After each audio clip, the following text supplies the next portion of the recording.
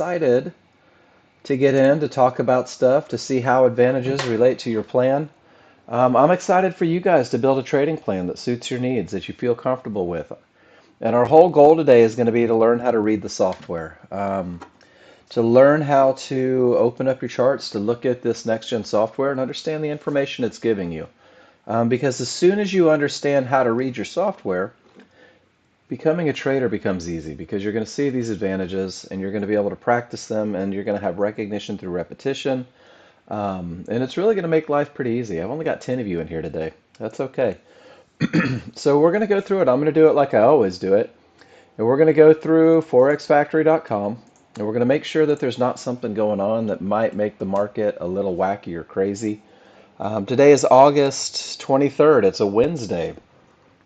And at 9:45 a.m., there's going to be Flash Manufacturing PMI, Flash Services PMI.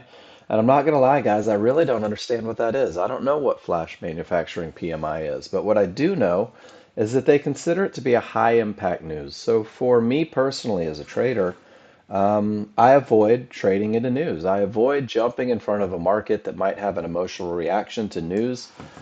So at 9:40, if I weren't teaching you guys, I would set an alarm on my phone that says, hey, news coming up, go toast a bagel, go eat a waffle, go scramble some eggs.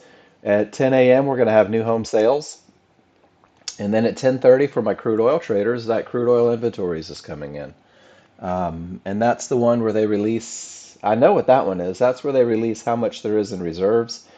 And there's typically somebody sitting in the wings just waiting to react to it. If it's a good number, they buy, and if it's a bad number, they sell off. And it's easy to get caught in the melee that they create. So every morning news. And then we're just going to go back into what we do every day, guys. I'm going to click on the tutorial section from the education page, and we're going to focus on a high probability trend trade. Good morning, Bobby T. Nice to see you in here.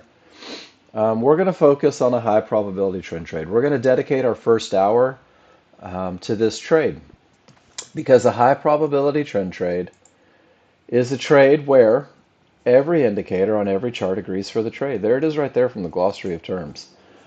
Typically, this is when your triggers are their strongest, when there's nothing between you and your target. You're entering the market where it's most likely to continue. And guys, the high probability trend trade, the way I teach it here in this room, is a trade that typically wins 70 to 80% of the time. In order to achieve those results, you need to understand the advantages and you need to follow the rules. We're going to talk about the rules. We're going to talk about what they mean and how they put you in a good position as you look for a trade. 90% of your day is going to be spent reading indicators. I did an interesting thing last night. So I draw a lot, and drawing is fun for me, and that's a way that I kill time. It's also my second job. And I opened up the NASDAQ yesterday afternoon, and I sat at my desk, and NASDAQ hours are pretty much over. It was after hours trading, so the volume was super low. And I literally sat at my desk and I drew. And I drew and I drew, and I had the NASDAQ up in front of me. And I waited for a high probability trend trade. I waited 3 hours for a high probability trend trade, and it never happened. And it wasn't the idea that it didn't happen that excites me. It was the idea that I didn't feel compelled to do anything because my rules weren't met. And it was calm, and it was easy to watch, and it was easy to be patient. And it's because I have a belief in my rules. It's because I trust my rules, because I've practiced them over and over. And it was just an interesting little drill for me. It's like, let's see if I can watch a market that I know is going to do nothing and make sure that I can do nothing. And I was, and it was difficult to do, to be honest with you. I wanted to make something happen so badly, but I didn't. So we're going to focus on the high probability trend trade. We're going to focus on having a trade that is chock full of advantages, guys. And the advantages that the rules for the high probability trend trade create are momentum, a clear path, and an entry area. And when you piece those together, when you take a trade that is showing each of these advantages, strong trigger lines on the large chart, no termination conditions, and then using that limit order to enter at the best areas on a smaller chart, what you've done is you've created an opportunity for yourself to take a trade that typically wins more than it loses, 70 to 80% of the time. Um, and this is the recipe for a trade for new users. But I'm going to change that. It's not the recipe for a trade, it's a recipe for an entry. because a trade will be start to finish. And what we're doing for the first 20 days is we're finding the best entry, the most likely spot where that market's going to continue. And we're going to do that on two charts.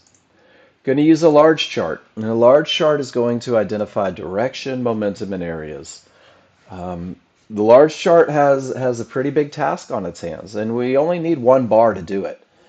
It's a broad stroke of a brush. It is literally taking the overall opinion of the market and looking at it in one picture. You're going to be able to have your first two rules met on this larger, slower chart, this broad stroke of a brush. And rule number one is designed to give you the advantage of momentum. And rule number two is designed to give you the advantage of a clear path. When these rules are true, you're going to be able to move your eyes over to a smaller, faster chart. And the smaller, faster chart is nothing more than a refinement tool for entry. It's not a magical chart, and it doesn't lead the way. The advantages have to be had on the large chart to ever look for an entry on the small chart. And what it does is it takes that one bar, I'm looking for the picture that I have of it. Takes that one bar from a larger, slower chart. And if I put a box around just one bar, you'll see that it shows up around 15 to 30 bars on that smaller, faster chart with my drawing tool.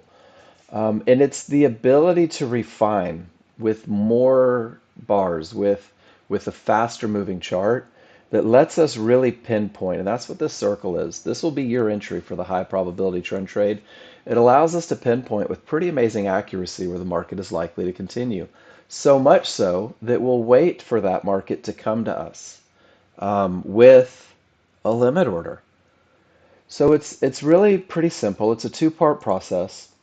We're going to gauge the advantages on the large chart, and when we have them, we'll pull the trigger on the small chart. Hey, good morning, Alan.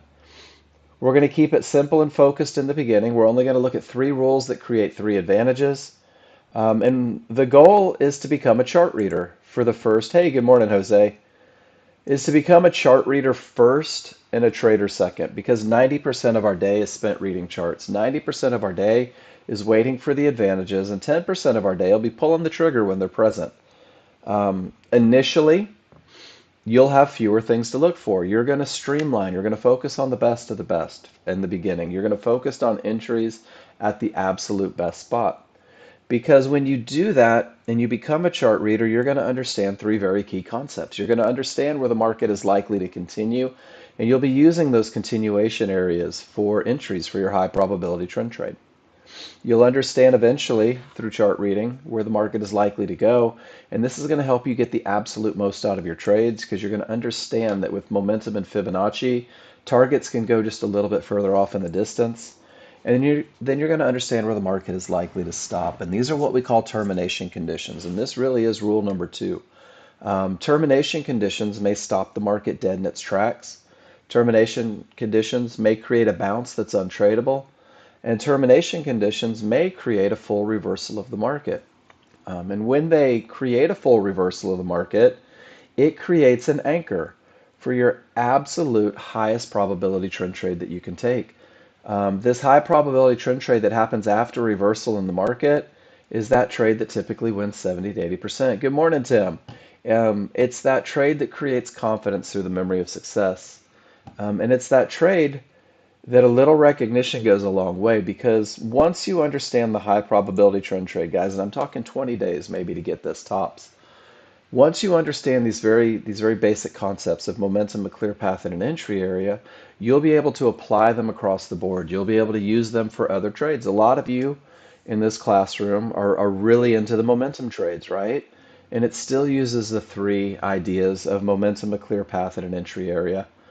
Some of you look for high volume area trades. Some of you look for counter trend trades, continuation trades, all these different trades, but they all stem back to this one foundation. So make sure that you're comfortable with the foundation before you try to blossom beyond it, because there is money to be made in simplicity. And then there's just more money to be made when you learn how to manage simplicity. So let's go through the rules and let's talk about it. Rule number one says that your large chart must have strong triggers. Remember, the large chart defines the way. The large chart is the large crowd. It is That groupthink mentality, it reflects the opinion of the larger crowd, of the people that move the markets. And we're going to use that large chart first simply to identify trend. And if the background on your large chart is green, you're in an uptrend. And you're only looking for rules to be met for high probability trend trades as the new user. If it's in a downtrend, that background will be red, guys, and it's very unmistakable. And if the background is red, focus on finding the rules being met for that high probability trend trade short. It's going to keep you at least going with the large crowd, not fighting the large crowd. And then once you've determined the direction the market's moving, we're going to make sure through rule number 1 that we have strong trigger lines. And strong trigger lines are very easy to recognize. It's when your small triggers, these solid lines, break above the large trigger lines, these dashed lines, in an uptrend. When the background is green, the small triggers get above the large. There's space created between the two. And this gap between small and large, when they're both wide and angled in the direction of the trend, lets me know that the odds are favorable for the market to continue in the direction of the trend. And odds favorable momentum is a key phrase that you're going to hear in class over and over. And when we have odds favorable momentum on the large chart, this is the most favorable look for buying pullbacks on a smaller, faster chart to Fibonacci support. And you're going to see these pullbacks on the large chart, they're going to look like tails or wicks. These are your best of the best chances for that market to be cruising in the direction of the trend and continue in the direction of the trend. You will learn how to do the refinement process, but what we're doing is we're not trading tails, is we're trading pullbacks on smaller, faster charts that look like tails on the large chart. And you'll be able to pinpoint where the bottom of this tail is most likely to happen, and that'll become your entry for the high probability trend trade. You'll also use these tails as a study tool. You'll be able to go back historically and circle these tails when the rules are met, and then compare them to entries on the smaller, faster chart. And that's going to be one of the trust building lessons that you use. That's going to be one of the ways that you start really putting this look into your mind and learning how to catch these high probability trend trades. In a downtrend, when your background is red, small triggers should be below the large triggers. The large triggers should be wide. They should be angled in the direction of the trend. And then once again, it's the space created between the two that lets me know that the odds are favorable for the market to continue down. And when I have this odds favorable momentum, there's a couple more of those tails. There's a couple instances where there could have been high probability trend trade entries on a smaller, faster chart. And again, when we talk about entries, you're going to be able to pinpoint exactly where the tip of that tail is most likely to happen. So this is your first advantage, guys. Odds favorable momentum. It doesn't happen every second of every day. And if we pull up, this is the S&P. Whoops. Or if I just close out my S&P, I think I just killed my chart. All right, I am going to build a new S&P chart so that we can have it for class. Sorry about that, guys. Some days we make mistakes. That was my first one today. It won't be my last one because honestly, learning is all about mistakes. All right, so I'm going to build a new chart. And as that chart builds, we're going to go back to pictures, guys. The advantage of odds favorable momentum doesn't happen continuously throughout the day. I was going to show you on the live S&P, but I'll just show you on this one. You may start with odds favorable momentum in a downtrend, but eventually trigger lines weaken, and they weaken when the large triggers work their way back into the small triggers. You can visually see that that gap closes, and then they work their way inside. This is a weakening of the large triggers. And when you weaken the large triggers, anything can happen up or down. You go from that odds favorable to anything can happen. You go from feeling great about your advantages to wondering what's going to happen. And you'll see these anything can happen triggers very often preceding a reversal in the market.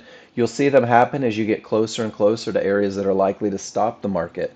Because it's not just us that recognize these areas. It's the same people, the same large crowd that moves the market, that makes things happen, that understands where these areas are as well. And then you come back to that odds favorable. So you see odds favorable to anything can happen. Next-gen users will sit on their hands and wait for that advantage to resurface. And it does. And there's a couple of those tails pushing up. back to anything can happen, back to odds favorable. So it's cyclical throughout the day. You have the advantage, you lose the advantage. You have the advantage, you lose the advantage. 90% of what you do is going to be waiting for that advantage to get things rolling with that odds favorable. And then sometimes, and we've seen this a lot in the last couple of days on a few different markets, sometimes buyers and sellers can't figure it out. They're both battling for supremacy and neither one is giving an inch. That's when you'll see large triggers down and small triggers up, or you'll see the trigger lines might be red, but the background is green, right? They don't all match. They're not giving you that odds favorable look. And this is where new users are tempted to predict. And this is where a lot of us will say, oh my gosh, I got chewed up in a consolidating market. I got chewed up in a market that couldn't decide whether to go up or down. And what you'll find is that if you simply wait for that advantage of momentum, you will rarely, if ever, get caught in these consolidation moments because ultimately one of them is going to take over and is going to push in the other direction. It's going to give us odds favorable momentum.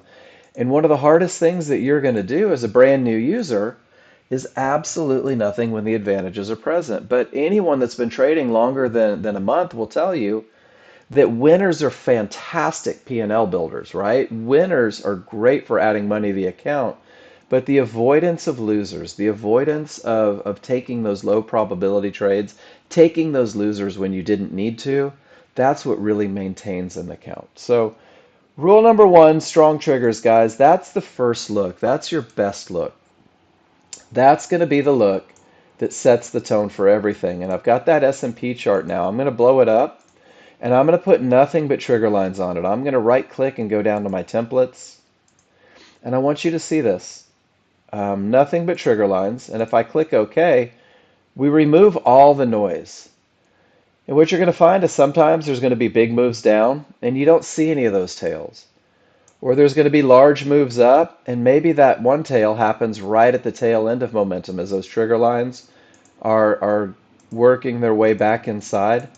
But you can go back historically and look for that odds favorable momentum that happens off and on.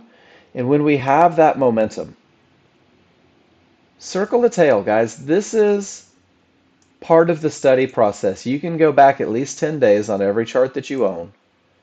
And you can look for these little instances where I have a tail and odds favorable momentum. Guys, give me a Y in the room.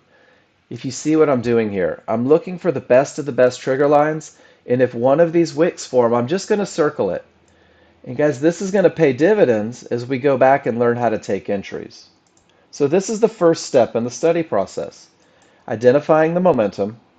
And once you've learned how to identify the momentum, we're going to be able to study through those tails. So I'm going to put my indicators back on the chart. And we're going to go to the second advantage. Whoops, wrong picture.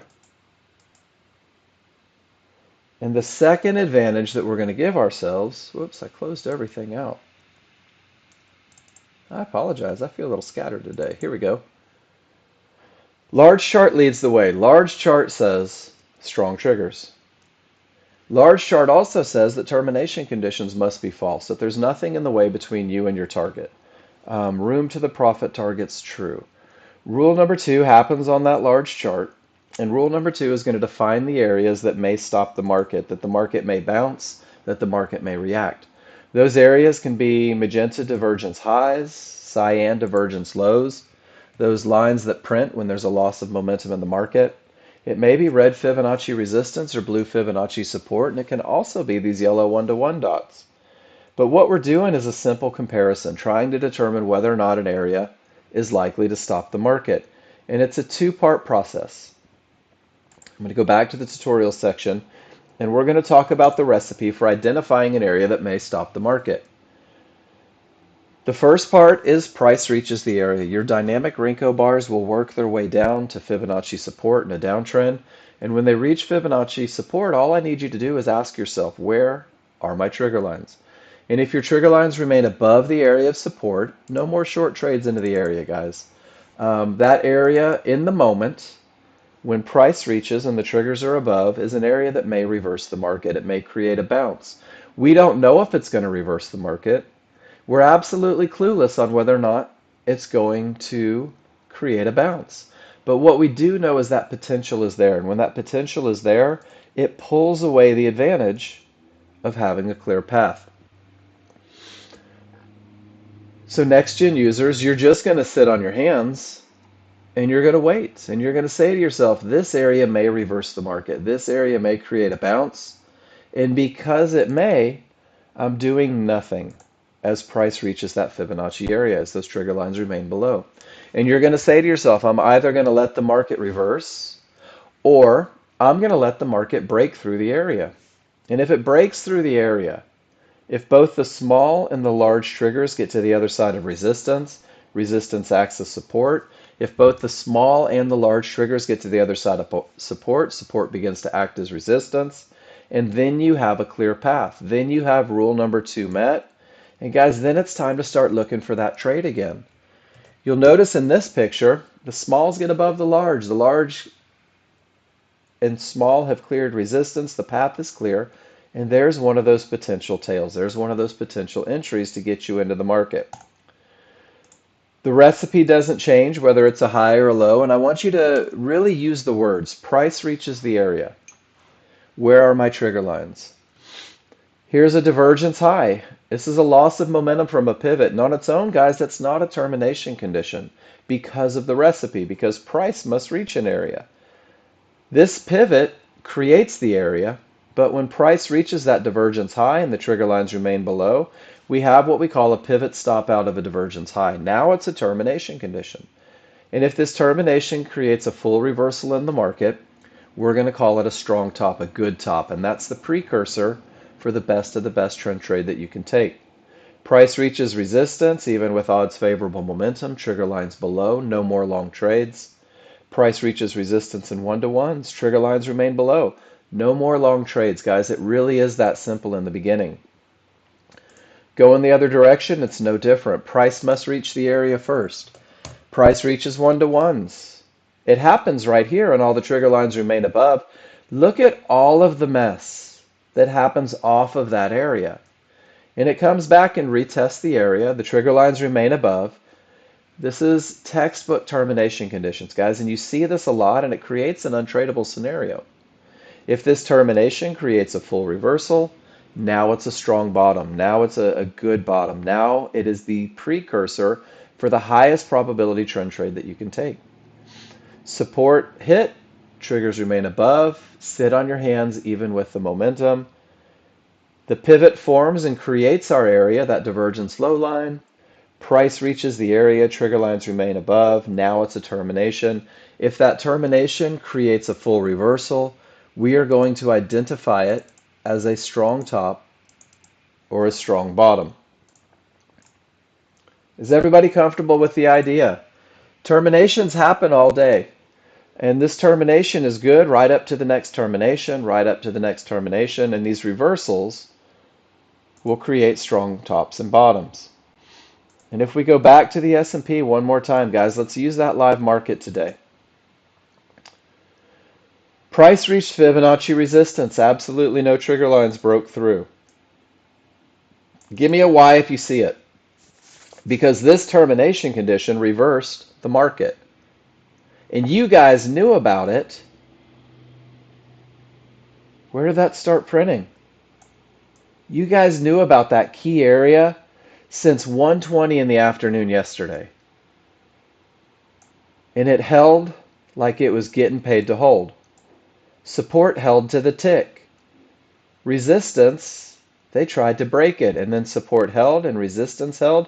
There's that consolidating market. So not only will waiting for high probability strong trigger lines help you out, identifying through price reaching the area and nothing breaking lets you respect these key areas, and it's going to keep you out of those consolidating markets, guys. So rule number 2, more than anything, is designed to give you a clear path, to make sure that there's nothing between you and your entry, to give you the advantage as you enter the market, making sure that you're not trading into an area that may break or that may hold, may reverse the market, may create a bounce, and waiting for that area to break with both triggers on the other side, giving you the clear path, the advantage, the second advantage that the large chart provides. And then, of course, everybody's going to grow, guys. And what I'm doing right now is we're laying a foundation. I'm dropping 8 feet of concrete, lots of rebar, something for you to grow from. Once you're comfortable with no triggers, no trade, both triggers, let's look for it, we're going to get into what we call a 50-50 look, guys. And a 50-50 look means that your small triggers have broken through the area, and not just a little bit. Your small triggers have absolutely smashed through this area of resistance, and odds favorable momentum is present. We have the strongest trigger look that we could ever imagine. Huge separation between the small and the large. Strong triggers break areas, guys, and if they didn't, the market would bounce between two fibs forever, right? So with all of this momentum and those small triggers railing through the area, this area has the potential to break. It's still not a clear path. Rule number 2 isn't met. I don't have the advantage of a clear path, but with this much strength, the trigger lines do have the potential to break the area. We call this a 50-50 look because the small triggers are above and the large triggers are below. 50% of my triggers are through, 50% are not. Has nothing to do with your chances of success. But because it's not a clear path, it is not a high probability trade. And you'll be able to look for entries on this potential to break. We're going to call it a medium probability trade where an issue exists, and your issue is the area hasn't broken, which means that if I don't have the clear path, I'm able to use those other advantages from my chart reading. I'm able to use that advantage of momentum, and I'm going to be able to use that advantage of an entry area, of the best spot, to take a medium probability shot at this area breaking. Sometimes they'll break, sometimes the smalls will break through and the large don't, and the area ultimately holds. Your ability to read charts is going to help you discern when it's most likely to break and when it's most likely to hold. So I'm going to give you these guys 3 options. Broken, not broken, potential to break. And you're going to use this chart reading every day in your trading. And I'm going to go back to the manual real quick, and I want to take a look at a couple termination conditions just to reinforce.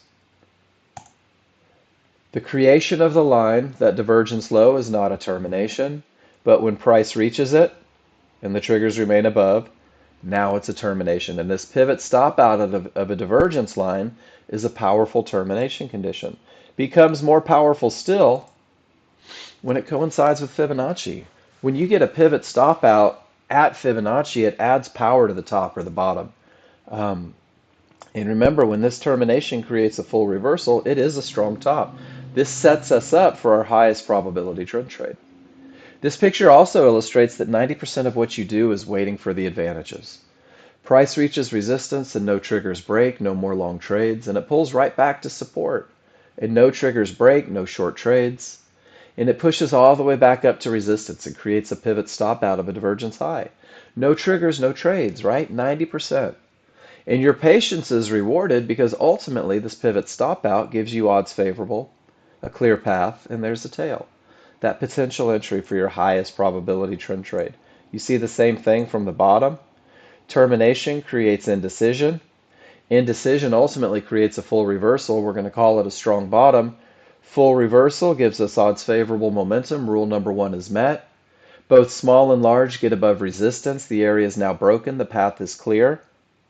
And there's one of those entries for that highest probability trend trade. You guys will be able to pinpoint this entry to develop trust in this methodology and never miss this one because it is your best chance of success. And then one more termination condition that doesn't involve areas, guys. Sometimes the market turns from nowhere, whether it's a low or a high, and because the large chart is so slow, it's difficult to see that change happening. So we can use our smaller, faster chart. We can use our refinement chart. In 3 divergences, 3 losses of momentum in the same price range may terminate the trend. It may create a reversal or a push that's untradeable. You'll notice the 3 divergences through 3 cyan lines from a low, 3 magenta lines from a high. And these 3 divergences on their own can stop the market, can make it push the other direction.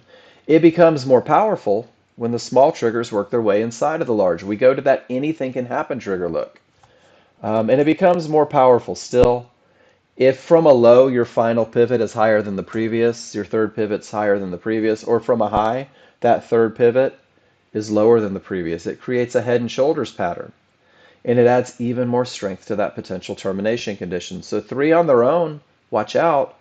Three on their own with weak triggers, really watch out. And then three with that higher pivot, man, come on.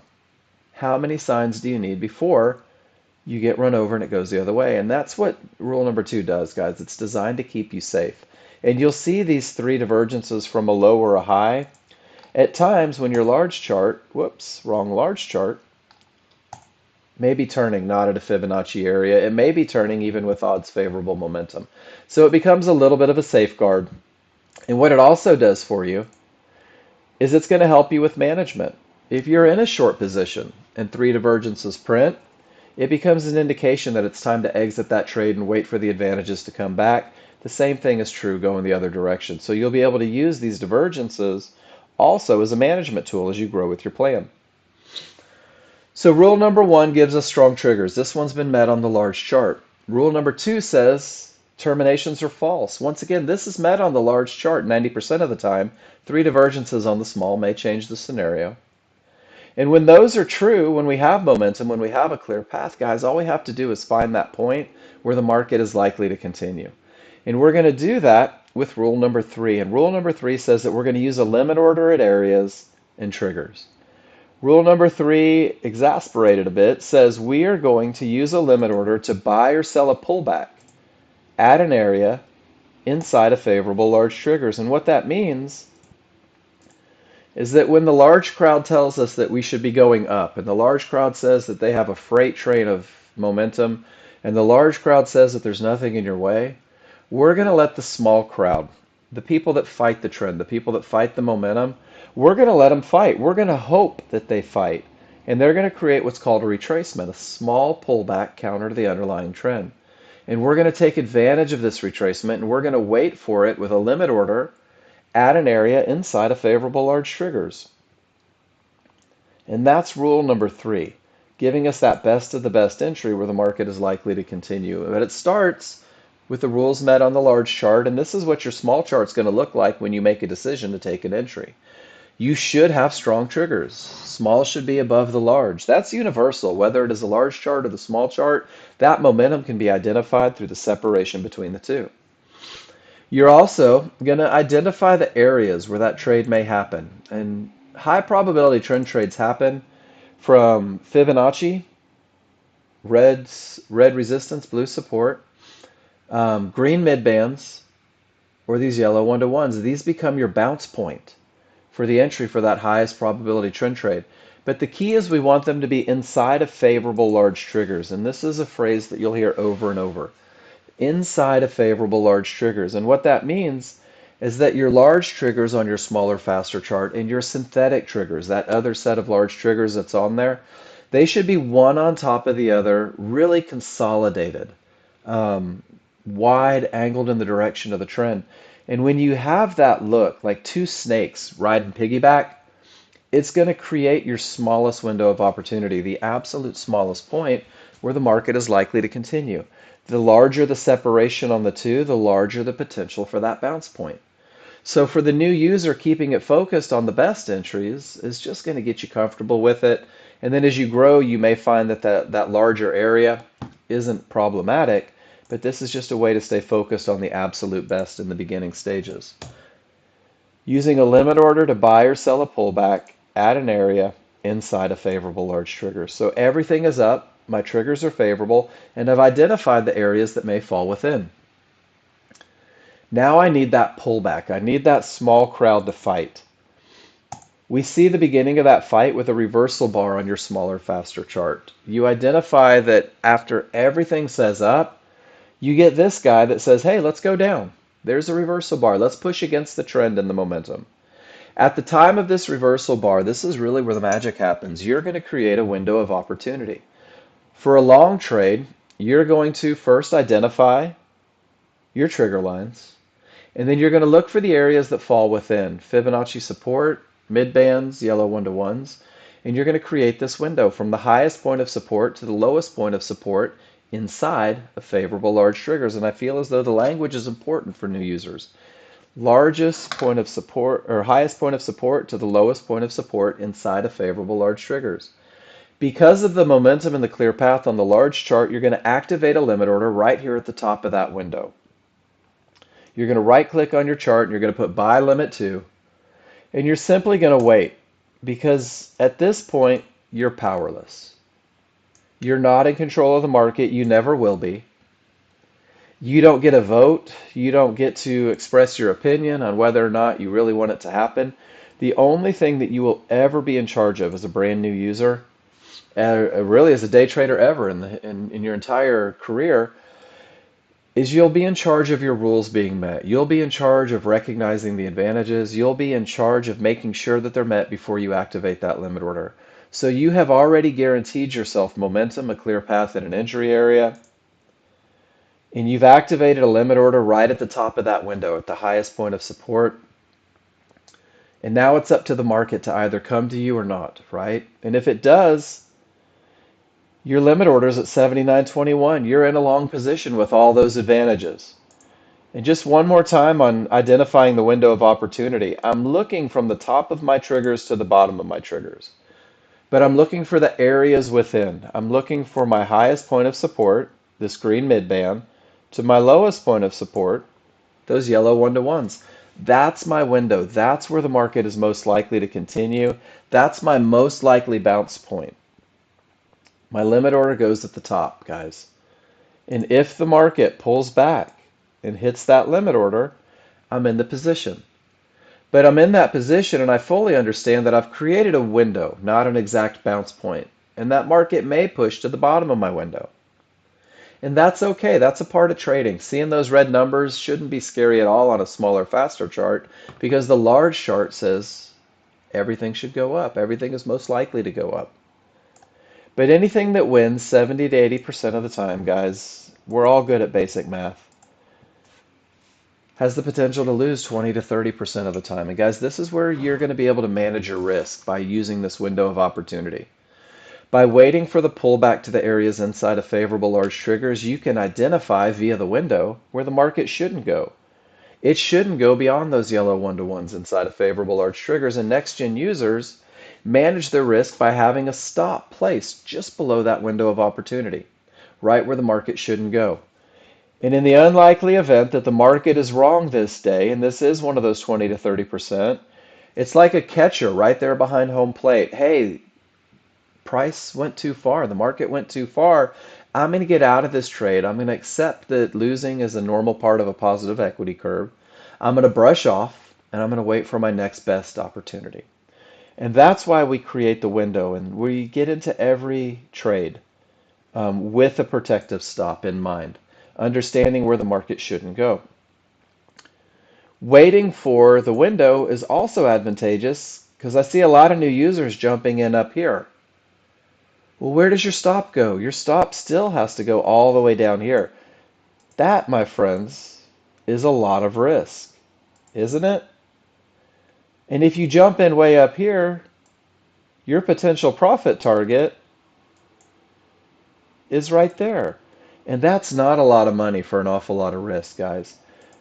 You're also going to see these little fluctuations on a smaller, faster chart because remember, what happens in one bar on the large chart happens in 15 to 30 on the small. So these little fluctuations are very normal and a very natural part on its way down to the best of the best area.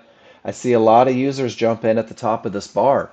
Once again, you've just decreased your profit potential, but you have absolutely increased your risk. It doesn't guarantee a winner, it just guarantees a bigger loser if this is one of the ones that doesn't work out. And then finally, remember that the large chart defines momentum. If your small triggers turn against you a little bit on your smaller, faster chart, thank goodness. That little loss of momentum is what's getting you back to the absolute best of the best spot. This is a trade with every advantage. This is a trade that uses 3 simple rules to identify where the market is most likely to continue. And this is a trade that typically wins 70 to 80% of the time. Whoops. And there it is. Straight to support inside of favorable large triggers and all the way to Fibonacci resistance with all that momentum. This should be your focus as a brand new user for 20 days, guys. Focusing on the entry, getting in at the absolute best of the best spot. Because when you do, you've maximized profit potential. When you wait for those areas inside of favorable large triggers, you've minimized your risk through a small window of opportunity. And when that trade goes in the direction of the trend, of momentum, of the clear path, you're going to reduce your risk below that reversal bar. You're going to manage your risk even more. And guys, this is a trade that I never miss. This is a high probability trend trade. This is a trade that typically wins 70 to 80% of the time. And this is a trade that I can scroll back on a large chart, and I can find those circles, and I can see if my rules were met, guys. And sometimes they will be, and sometimes they won't be, right? This particular bar, my smalls made it through the one-to-ones, my large are up, and I'm hoping that this area breaks, and there's a loss of momentum, and it does pull back to support inside of favorable large triggers, and it does give me the opportunity to make a little bit of money, but these weak triggers and multiple divergences probably have me managing out of the trade break even. But we're not worried about the management side yet. What I'm worried about for you guys is, can you identify the areas inside of favorable large triggers? Can you go through and see these advantages of momentum in a clear path? This is crude oil. I bet you this is Jose's picture. You guys want to find this entry together? Let's get rid of the cheater circle. New users, Sydney, are you with me? Tim, here's a great idea to learn how to find those entries. Large chart says momentum. Is everybody comfortable with this look? The smalls are below the large are wide, they're angled in the direction of the trend. This is a market that has the potential to continue in the direction of the trend. Price has not reached this Fibonacci support, therefore, it's not a termination condition. This becomes a target. And because both the small triggers and the large triggers are below this area of support, you can see that it's now resistance. My path is clear. The large chart has done its job. The large chart has given me the advantage of momentum, the advantage of a clear path. And now I need to refine this broad stroke of a brush on a smaller, faster chart. Everything says down. My triggers are strong. Both are wide, angled in the direction of the trend. And what I'm doing is I'm looking to see, do I have Fibonacci resistance? Do I have yellow one-to-ones, or do I have a magenta midband coming down, lining up with these triggers? And I do. I actually have all three. But it's not time to enter the market yet. The market's going to push down, and ultimately, we're going to end up with a reversal bar. This reversal bar signals the beginning of that pullback, that small retracement in price that goes against the flow, right? That's like your salmon going upstream to spawn. First, let's identify from the top of my triggers to the bottom of my triggers. Goodness gracious, that's a lot of space, isn't it? Isn't that a huge area? How could I possibly take a trade in such a big area? I just don't know where to get in. Guys, the idea is to look from your lowest point of resistance, which are these yellow one-to-ones, to your highest point of resistance, which is that magenta midband. Do you see how we're able to refine all the way down to this box where the market is likely to continue? Guys, give me a why if you're working on your entries. We looked for the triggers, and then we looked inside of those triggers. And inside of those triggers, these are our bounce points, guys. This is where your only focus for 20 days as a brand new user is to put a limit order about 2 ticks below that lowest point of resistance. And we'll make this limit order something other than yellow. There we go. And at this point, we're powerless. And the market comes up and we're excited. And it comes up again and we're nervous. What if it goes without us? And it comes up even more and we're like, oh my gosh, I'm in a trade at 78.16. I have the advantage of momentum. I have the advantage of a clear path. I have the advantage of entering the market at the point where it's most likely to continue. And the typical future stop is going to be 12 to 14 ticks. So I'm going to put a stop up here beyond my triggers where the market shouldn't go. And I'm going to paint it red for you. And now we know where our stop is. And now we're in the trade. And now we have every advantage. And we're just going to hold on to this one. It's either going to win or it's going to lose. It's either going to stop us out or it's going to give us a reversal bar. And I want you to see this from a 78.16 entry. My new stop is 4 ticks or 2 ticks above that reversal bar. I have $40 per contract of risk on this trade.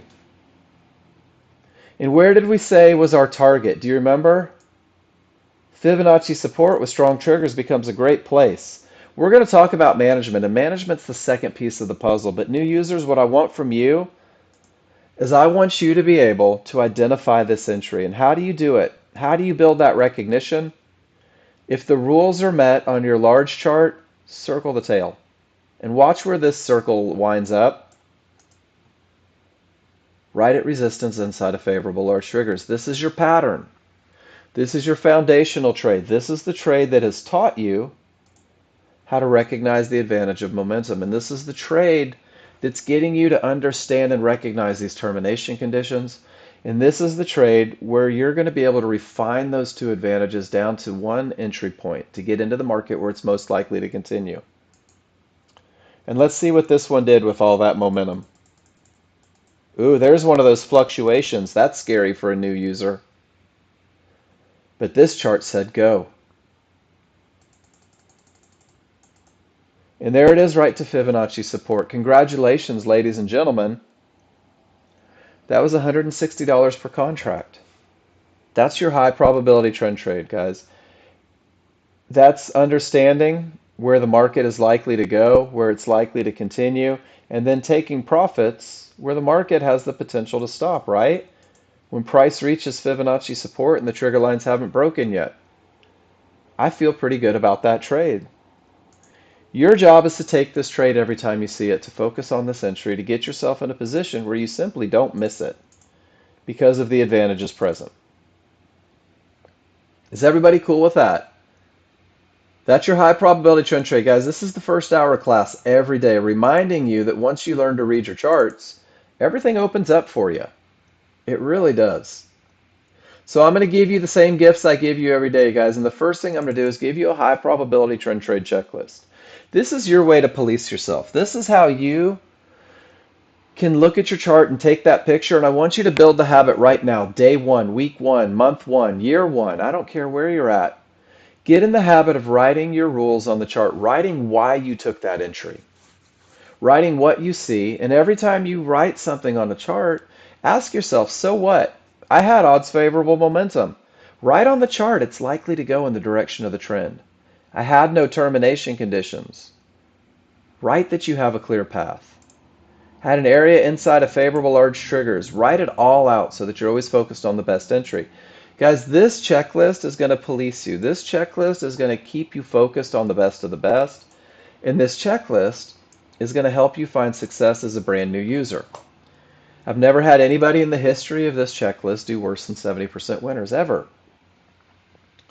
I also understand that words aren't everybody's deal, right? Sometimes pictures are better. So here's the same checklist with pictures of what it means to have a strong top or bottom, with pictures of that odds favorable momentum and a reminder that anything can happen. Triggers take away your advantage. Here's that recipe for broken paths, for broken areas, clear paths. Visually, you know exactly what you're looking for. And I think this is probably one of the best pictures that I've ever made, guys. This is your entry picture. This is your window of opportunity. This is your best of the best, and it describes every step of the process. It lets you know that you're waiting for a reversal bar. And it lets you know that you're looking from the top of the triggers to the bottom of the triggers, and it identifies the bounce point, and it reminds you where your limit order goes. But even more importantly, guys, and I think that this is the one that new users benefit from the most, is it reminds you that if areas are outside of those large triggers, they're not a part of your window. They're simply areas off in the distance, and that your window is established by the areas inside of favorable large triggers. And it may be 5 or 6 ticks wide, or it may be simply one line. So guys, here's your next checklist that gives you all those great pictures. And then finally, I'm going to give you a plan. I had a gentleman that I respect greatly as a trader. He's found a tremendous amount of success, and he's done it with a very basic approach. He has written out a set of rules that identify his advantages and tell him this is what it's going to take to get into the market. Each and every trader should develop a plan that suits their needs, that suits their abilities. This plan that I'm giving you right now, that I'm dropping in the room and that I'm hoping that you take and utilize for your first 30 days, is a stepping stone in your learning journey. It's designed to optimize your chances of success with a high probability trend trade and that medium probability 50-50 look for a new user. It's not designed to be the end of your learning experience. It's not designed to be your trading plan for the rest of your life. It could be, and you could be very successful with it, but most of you are hungry for more. You want to grow more. You want to learn. You want to see. You want to do, right? Through simulation, study, and class feedback, and continuous practice, you'll be empowered to craft a plan tailored to your personal goals based on your experience reading the indicators. Your ability to read charts is going to open doors for you. Your ability to read charts is going to expand this plan, guys. But this plan is designed to give you something to commit to, something to follow until your education breaks you out of the most basic approach. And your simple plan for consistency begins with never fight the large chart direction, never fight the large chart triggers, guys. Never trade against the trend or momentum. And what you'll find as a new user is this is going to eliminate 50% of the losers that you would normally take. Trust me, I've been against the large chart direction of the triggers, and it rarely works out. That's trading opinions, not rules. You're going to use this checklist to define your entry. It's the same checklist I gave you, the same checklist I gave you with pictures, and defining your entries your first 20 days, because great entries create manageable trades. Great entries give you the ability to manage your risk before you ever manage your profits, and great entries are going to be the foundation, getting in where the market is likely to continue, that's going to make it easier for you to be profitable as a brand new user. And then, as mechanical as your approach is, as opinionless as your approach is, as pragmatic as your approach is, you're going to do the same thing for management in the beginning. Because remember, management, someone said it yesterday, management grows through experience. Your ability to manage a trade really begins to take off when you learn to read your charts quickly and efficiently. So your management plan is going to start with that stop outside of the window of opportunity where the market shouldn't go. And it's going to be predicated with the perfect entry, that entry at an area inside of favorable large triggers. At this point, new users, there's nothing for you to do. At this point, this trade is out of your hands. It's either going to come up, go beyond the window, and hit your stop, and you're going to take a loser, and it's a cost of doing business.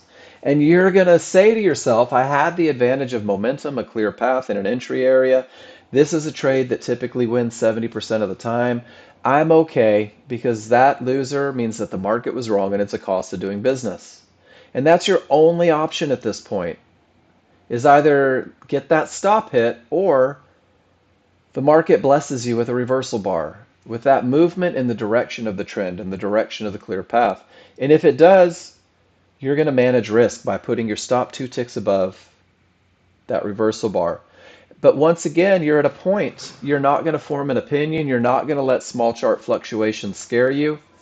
You're not going to hope, wish, or pray. You're simply either going to let your stop get hit or your first target's going to get hit. And guys, your first target as a brand new user from this super simple plan is a $100 target. And it doesn't feel like a lot of money to most of you. Most of you are like, man, I spent $100 on dinner last night, right? I can't just trade for one dinner a day.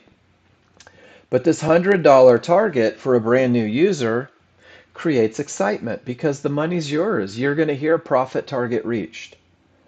This $100 target creates serotonin and dopamine and excitement and euphoria because now you're winning trades.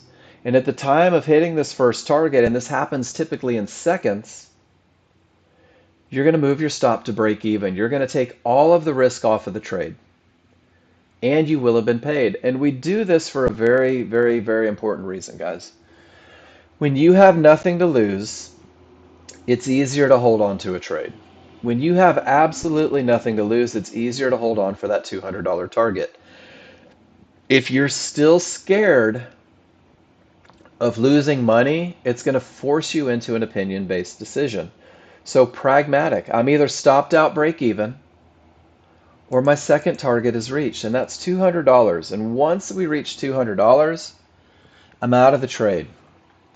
And I'm out of the trade with $300, guys. And $300, again, for a lot of us, it doesn't feel like a lot of money, but $300 once a day, one day a week is a $1,500 week. Well, that pays for my Corvette. And then that $1,500 a week suddenly turns into $6,000 a month. And there's my house note, right? And that house note turns into $72,000 a year from the best of the best trade, from those advantages being in place, from learning to become a chart reader. And then what happens when that 2 lot turns into a 10 lot, right? Those zeros start adding onto the back. It's still the best trade. It's still pragmatic management. Everything revolves around if then. And rather than taking more trades, a lot of traders just choose to take the best trades. And they'll compound their winnings, not looking for more opportunities, but simply by trading more contracts. So guys, this is your first 30 days, high probability trend trade. I've also included on this plan for simplicity a medium probability trend trade, that 50-50 trade where you relieve yourself of the advantage of a clear path, right? So on that 50-50 look, smalls through large knot, as a brand new user, maybe only have one area that needs to be broken. Make sure you have momentum on both your small and large chart because the path isn't clear, the momentum should be its strongest, which means if divergence prints, no trade. Don't trade against divergence, not as a new user, right? I'm giving you the best chance of success that you'll grow from and expand from. Make sure that you're coming from a termination on your 13-2. Make sure that you have the advantage of a strong top or bottom, and then get in at the area. Manage it with the window of opportunity, the reversal, but your management's different because it is a medium probability trade. This is the third reference to divergence on a 50-50 trade. If it prints, get out.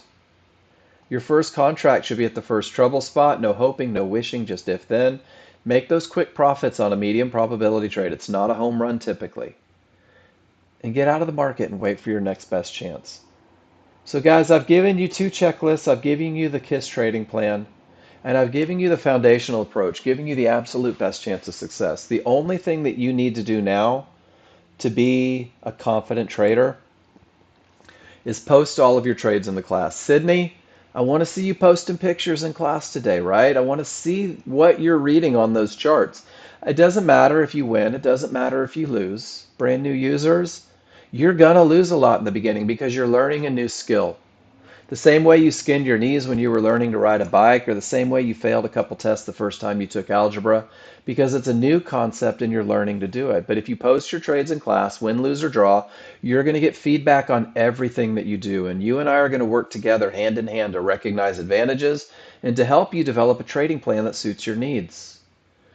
You can also use your real-time performance spreadsheet. And guys, this spreadsheet is your trade journal. It was provided by Nexgen.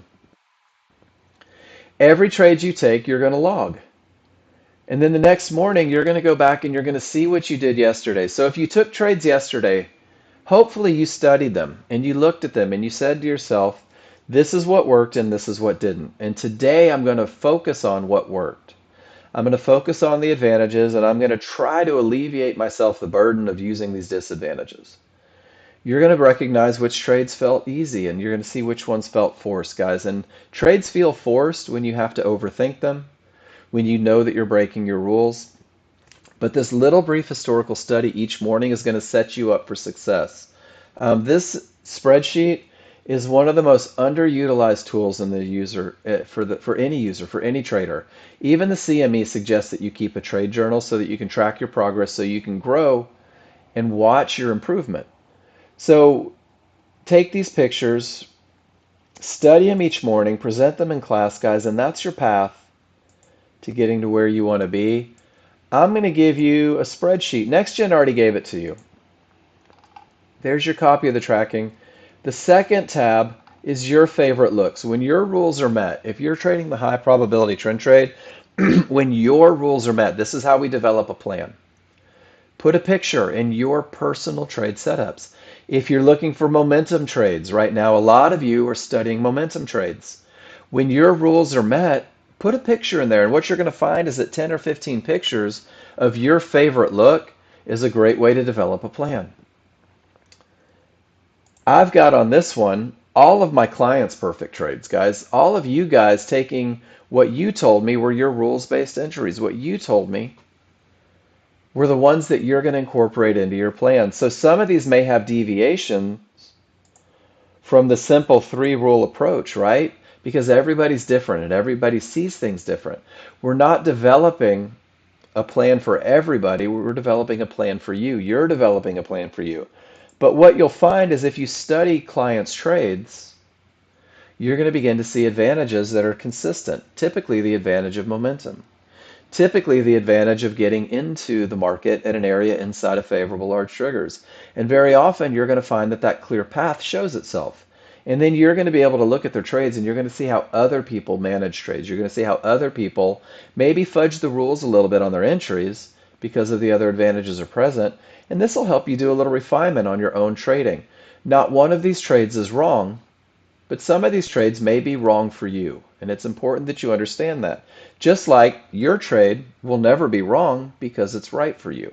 So make sure that you're filling out this spreadsheet. And then guys, a lot of you are trying to make the trade or the move over to NASDAQ. You're like, Mark, I need it faster. I need more. So I want to go to the NASDAQ. Guys, the NASDAQ, everyone says, well, what are the rules for the NASDAQ, Mark? What are the rules for the NASDAQ? The rules for the NASDAQ mean that you have momentum, a clear path, and an entry area, right? The same advantages that you take on any other market hold true on the NASDAQ. The NASDAQ has a different approach to entries, guys. And I'm going to tell you right now, if you're not comfortable with the best of the best spots, if you're not comfortable with your chart reading to be able to analyze it in a matter of seconds, the NASDAQ isn't your instrument. Not yet. You'll get there. But if you can't make decisions in the moment, the NASDAQ is going to eat you alive. I'm just going to tell you that right now. So for you guys that are focusing on the NASDAQ, what I'm doing is all the work that you should be doing. You guys should have a NASDAQ section in your spreadsheet. You should have built one. You guys should be focusing on your best looks for the NASDAQ. This is me gifting you a little bit right here.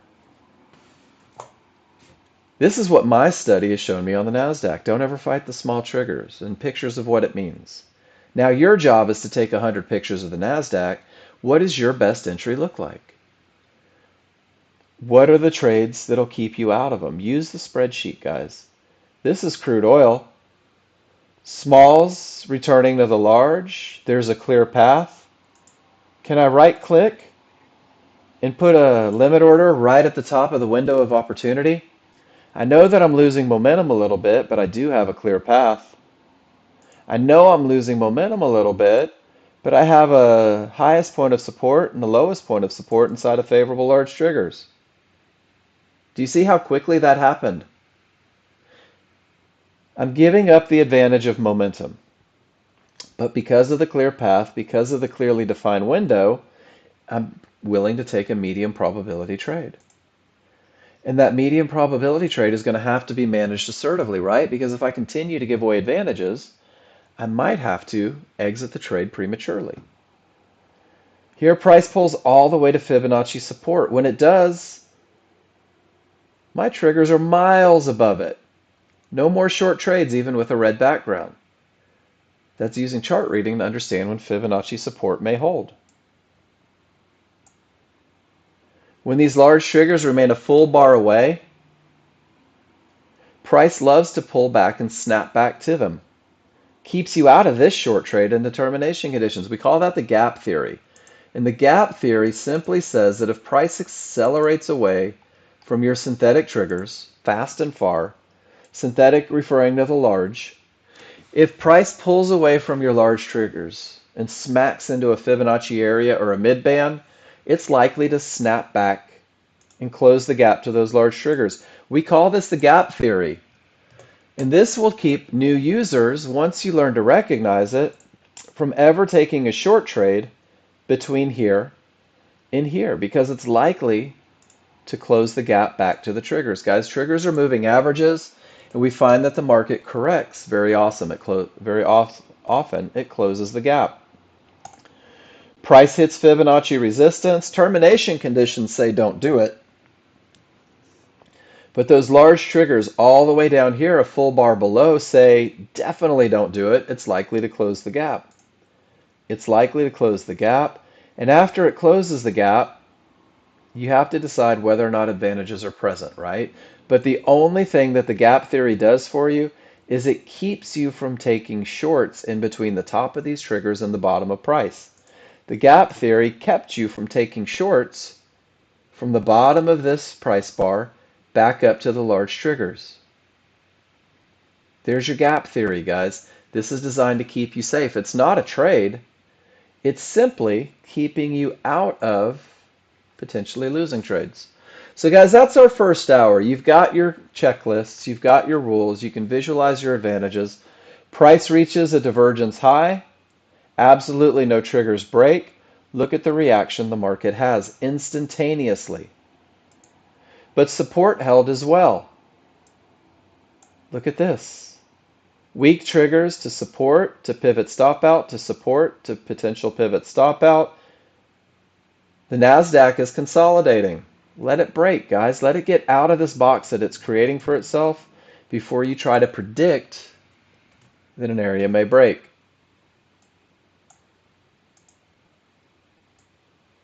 The S&P has weaker triggers. You haven't broken through the area. It's a 50-50 look without momentum, guys. And if you go back to looking at 50-50 looks, momentum is an advantage. Here we don't have the advantage of momentum or a clear path. 2 out of 3 are missing. A lot of you will decide that that's not your trade. Crude oil never gave the pullback, did it? Dang it. Not all the money is your money. But we were ready for it if it had. Sometimes the market's going to go without you, guys. Sometimes it's not going to do what you want it to do. It doesn't matter. You have no control. The only thing that you're in control of is whether or not your rules are met. The only thing that you can control is whether or not you activate that limit order at the best spot. Big money investors are going to move that market, guys. They're sharks. Big money investors, deep pockets, institutional traders, the guys with millions and millions behind them that can create motion in the market. That's this guy. We are not that guy. Rakesh, I think it's better to buy at an area inside of favorable large triggers as a new user.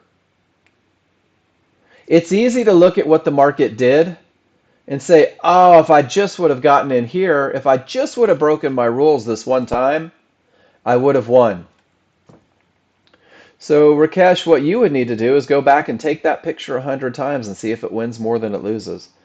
But next-gen users, this is us. We're the Remora. We're that laid-back, cool dude that hangs out with the big bad guy. We're like that little chihuahua that bounces over the bulldog in the Looney Tunes cartoons that they got rid of. And when this guy creates momentum and this guy gives us a clear path, he's not hitting any of those areas he may react to, we're going to take advantage.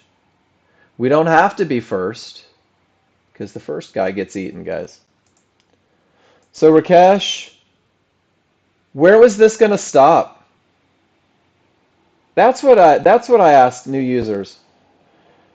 Because look, I have a loss of momentum, right? Do you recognize that? And then I also have a loss of momentum with divergence. The rules say, and I'm going to go off the rules first, the rules say that the market, based on patterns that have repeated themselves for years, is most likely to pull back to here, right? That's its most likely spot. So Rakesh, that's my first focus. What I may find is that in situations like this with the clear path and a strong trending market, maybe if it breaks above, but even here I don't have any momentum. I don't have any momentum suggesting that it may not come back, retest support. So while hindsight says, well, all you had to do was jump in and go, repeatable patterns say that just jumping in on a market without momentum is rarely advantageous.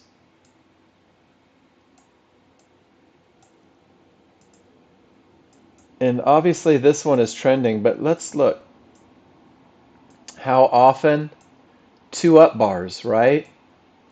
Turns into 6 up bars, turns into 4 up bars, fighting that trend. So I don't know exactly where it's going to happen. And because I don't know exactly if it's going to go down or if it's going to continue, for me personally, I choose to just miss it. It's not my money. Absolute. No, big chart triggers will not change if it comes back to that box, Rakesh.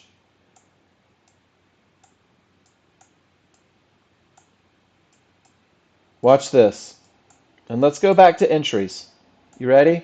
And the reason that it won't change, and I'm glad you said that because this is a fantastic lesson. Let me take my rectangle and let me go around 1 bar on this large chart. And that's how many bar it encompasses on that small chart. So Rakesh, I got 1, 2, 3, 4, 5, 6, 7, 8. It was the 9th bar that made it back to the area inside of favorable large triggers. And my large chart never blinked because it's such a slow chart. Does that make sense to everybody? I think, thank you so much for saying that. This leads the way. This is the most likely point of entry. And I just don't know if it's going to be 2 bars, 4 bars, 6 bars, 8 bars. But what I do know without question is that my most likely point of entry is going to be that area inside of favorable large triggers. And notice how the large chart never blinks. The large chart doesn't recognize this small chart. It just says odds favorable and a clear path. Does that make sense, Rakesh? I think that was an amazing comment because it really kind of illustrates. Yeah, thank you for that. I'm going to tell you guys right now, every comment that you put into the market, every comment that you put into this room makes everybody a better trader. Don't ever hold back on your comments, guys. Don't ever hold back on your observations, on your questions. I'll do my best to give you an answer that revolves around advantages. And then the cool thing is your recognition of those advantages is going to build a plan that's right for you. So crude oil, a lot of movement today on that crude oil inventories. They're releasing in 17 minutes. And now your NASDAQ's heading up. And guys, there's one of those 50-50s. Termination creates a full reversal. We don't know what's going to happen here, but when the smalls break through and everything says up, there's your pullback to support inside of favorable large triggers. And if off of that great termination condition, you decide to take your first shot, it gives you the exact same entry. And this is why I firmly believe that I don't know where the market's going. I don't know what it's going to do, but what I do know is that these areas create a place for a manageable trade. Pretty awesome, isn't it? And then for you NASDAQ traders, small triggers are a full bar away. I'm in at the area. Small triggers come down and they're coming down a little bit strong. I don't know which area it may bounce from, and I'll probably wait for a close on the correct side of the small. And those are the 2 options. So guys, welcome to Nexgen. This is what we do every day. We talk about advantages. We talk about you creating a plan that's right for you. We talk about not making risky moves, right? Not giving away advantages because the idea is to make money.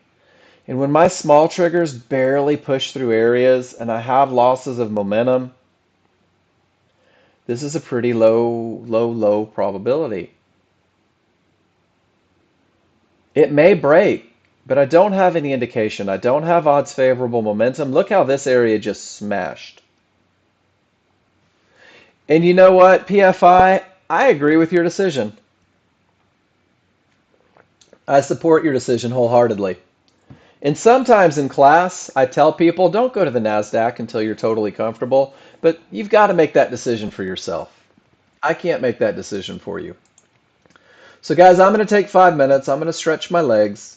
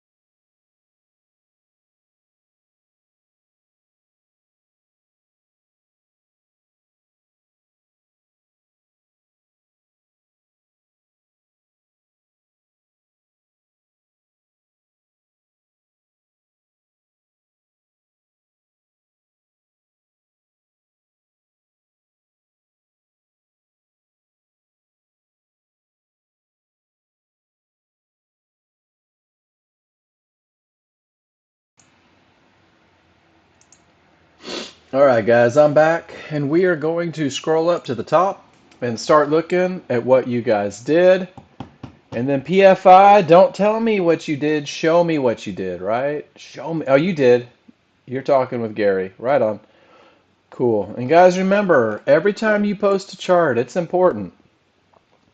Tell me why you did what you did, right? Write your rules on the chart. Let me know why you took that entry. Let me know why you took that exit. Let me know what advantages that you saw and identify the stuff that you felt gave you an advantage.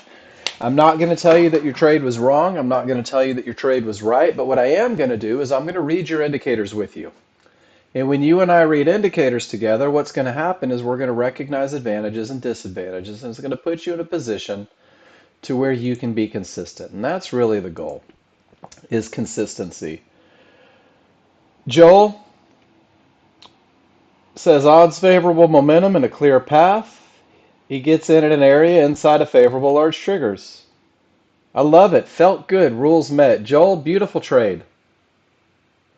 Absolutely picture perfect, beautiful trade. NASDAQ users. Who are my NASDAQ users in here, guys? Who's trading NASDAQ trying to figure things out? Because I've got two perfect pictures, compliments of Joel right now, right? Show, mark, everything.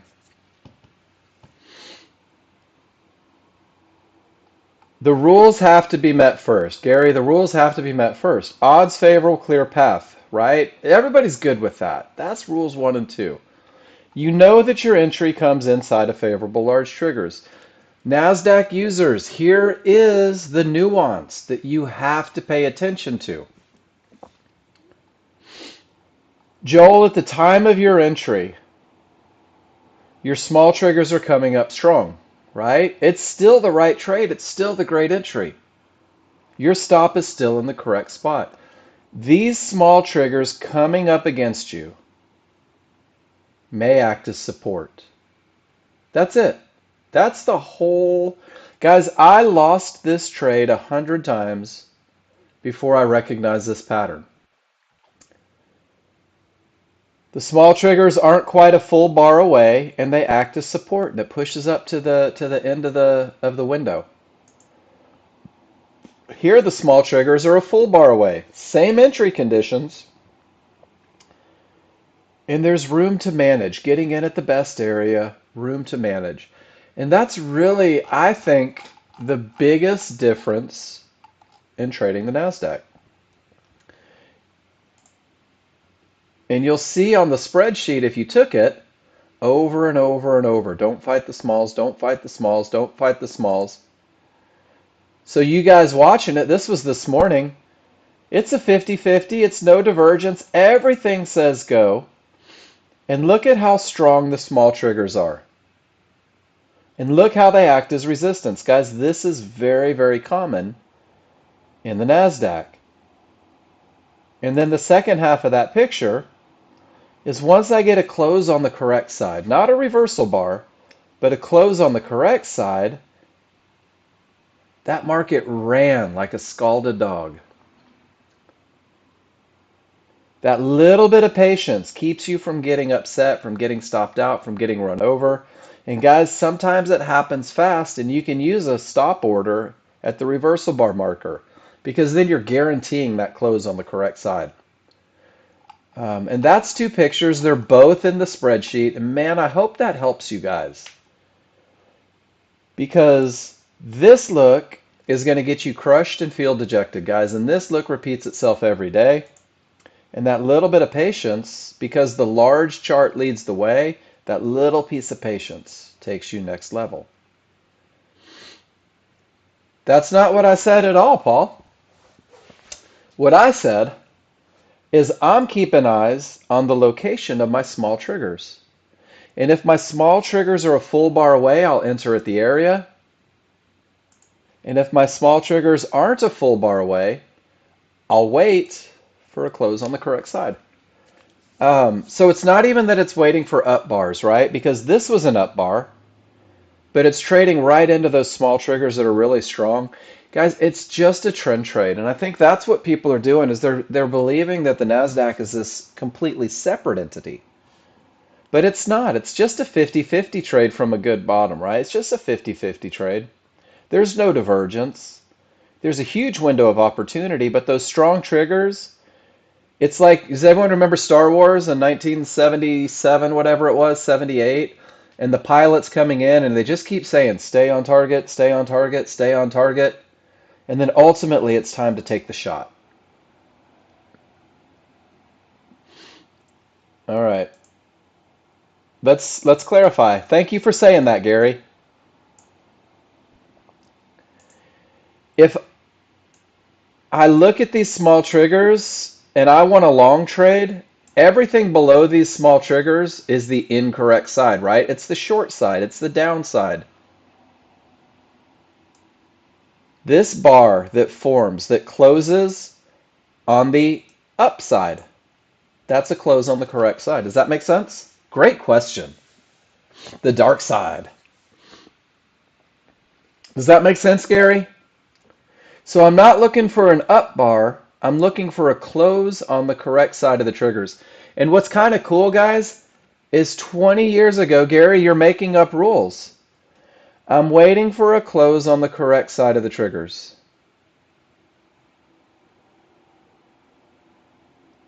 That's it. They are going down, aren't they? But check it out, Gary. And I love this, guys, and this is why NASDAQ creates challenges. Let's look at the large chart. What's the momentum on the large chart? It's strong. Support held. The triggers are strong. They're smashing through the area. I have odds favorable momentum. Paul, you do. What you don't realize is that you could trade it with a lot of success with this simple tip. Gary, everything on my large chart says up. Are you comfortable with that? Yeah. So what kind of chart is the small chart, guys? It's an entry chart. All I'm doing is looking for an entry. The rules don't change. There's the top of my triggers. There's the bottom of my triggers, right? There's my highest point of support. There's my lowest point of support. Because the large chart says that it's time to look for a trade, this is the area where the market may bounce. Give me a Y if you're ready, guys, if you're good with that. Give me a Y if you recognize this is your window of opportunity. Awesome, right? All I'm saying is that if these are pushing down strong, sit on your hands, be patient, wait a second, and wait for a close on the correct side, because when they push this strong, they may act as resistance. But when you close on the right side, well, now price has been able to go from outside of the smalls through the smalls and get on the correct side of the smalls. You're probably not, Gary, but you're the one brave enough to ask the questions, so thank you for that. Does that make sense? Does that help a little bit? And do you notice how your large are still up, your synthetic are still up? On the large chart, everything's still set up, everything said go. All we're doing is we're utilizing this as a little patience piece for entry. So let's go through. And guys, I love NASDAQ. I really do. So Gary, if I'm looking for a trend trade, right, at a mid band, these small triggers never give me a close at the area. Like I never get there at all. Everything is down. Everything is strong on these small triggers. My large chart suggests that it may continue up. But because the small triggers are so strong, I'm not jumping in at a mid band. I'm not going to fight that immediate momentum. It's just a patience piece. I'm waiting.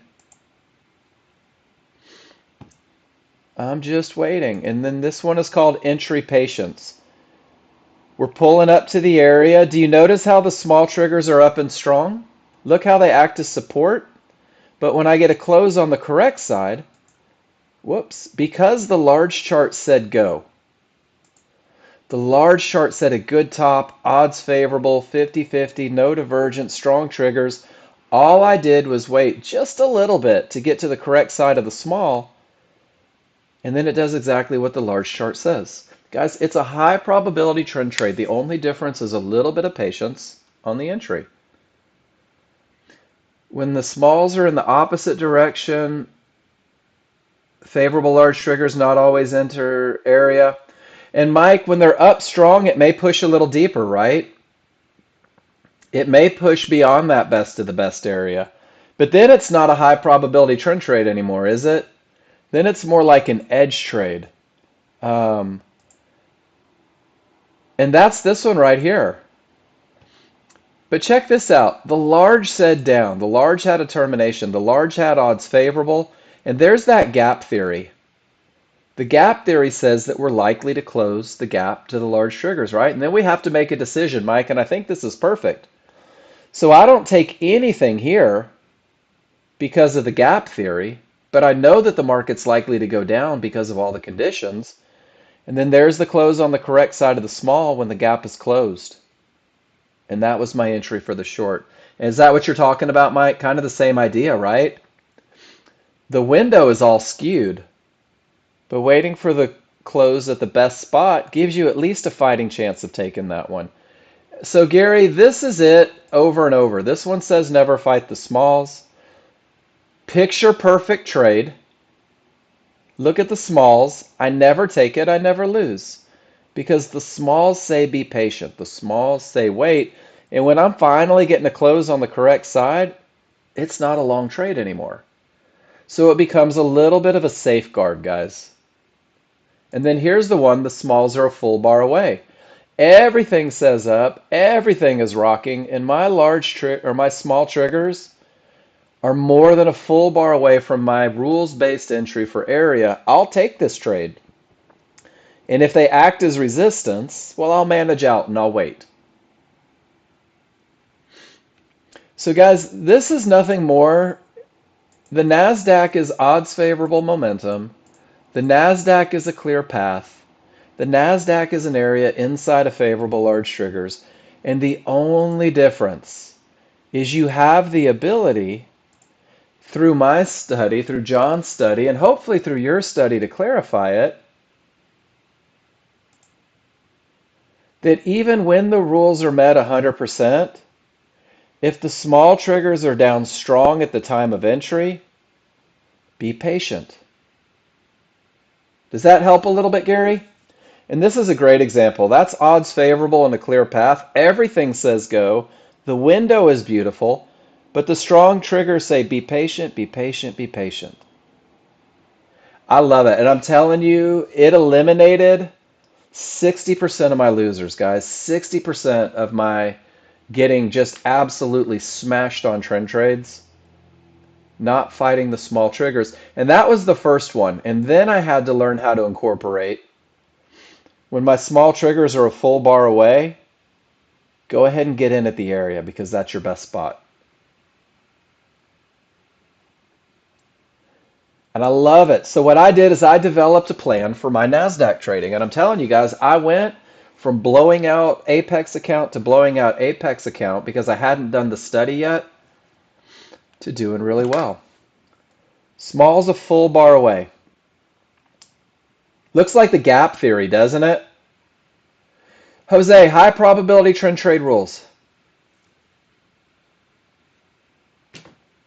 High probability trend trade rules.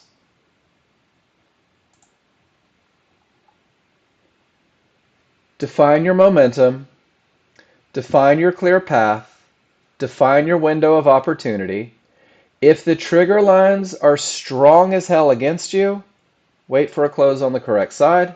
Guys, this is how Nexgen users entered every trade 20 years ago. A close on the correct side. Because it meant that the momentum had decreased.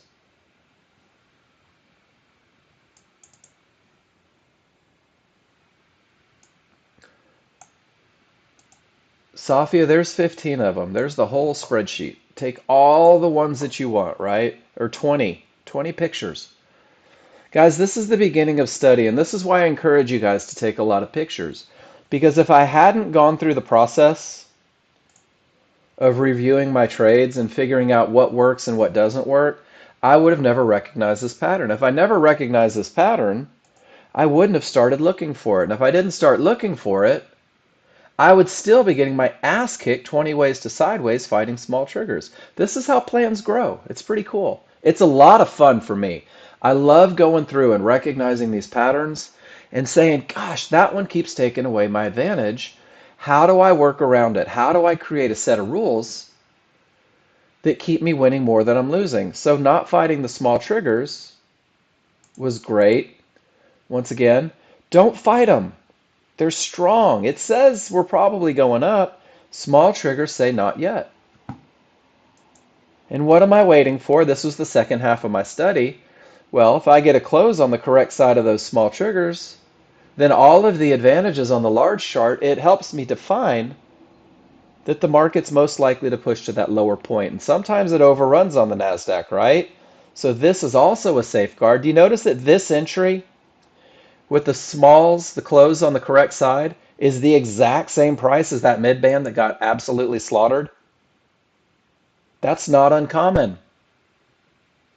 Pretty neat, right? And then I found myself getting in so far away from the areas. If I had something like this, I was waiting for the close down here and it created too much risk. So I started the process over again. Let me look at these patterns again because I notice these still work, but man, I'm only catching a fraction of the profits and my risk is exponential and it made me uncomfortable. So then I noticed the pattern that if these are a full bar away, the same idea of the gap theory, I'm going to get in at the area because I have a full reversal bar to get back to them, which means that I have minimal risk from the area if these decide to act as support. Pretty cool, isn't it? I love it, guys. This is probably my favorite part of what we do, is recognizing patterns and then finding a way to capitalize. Weak triggers at resistance, 3 divergences. Pretty cool, right? Jose, did that help a little bit? So guys, what I want you to do, if you're a NASDAQ trader, I want you to go back. I want you to go back to your NASDAQ trades. And I want you to look at the ones that you won and the ones that you lost. And I want you to decide,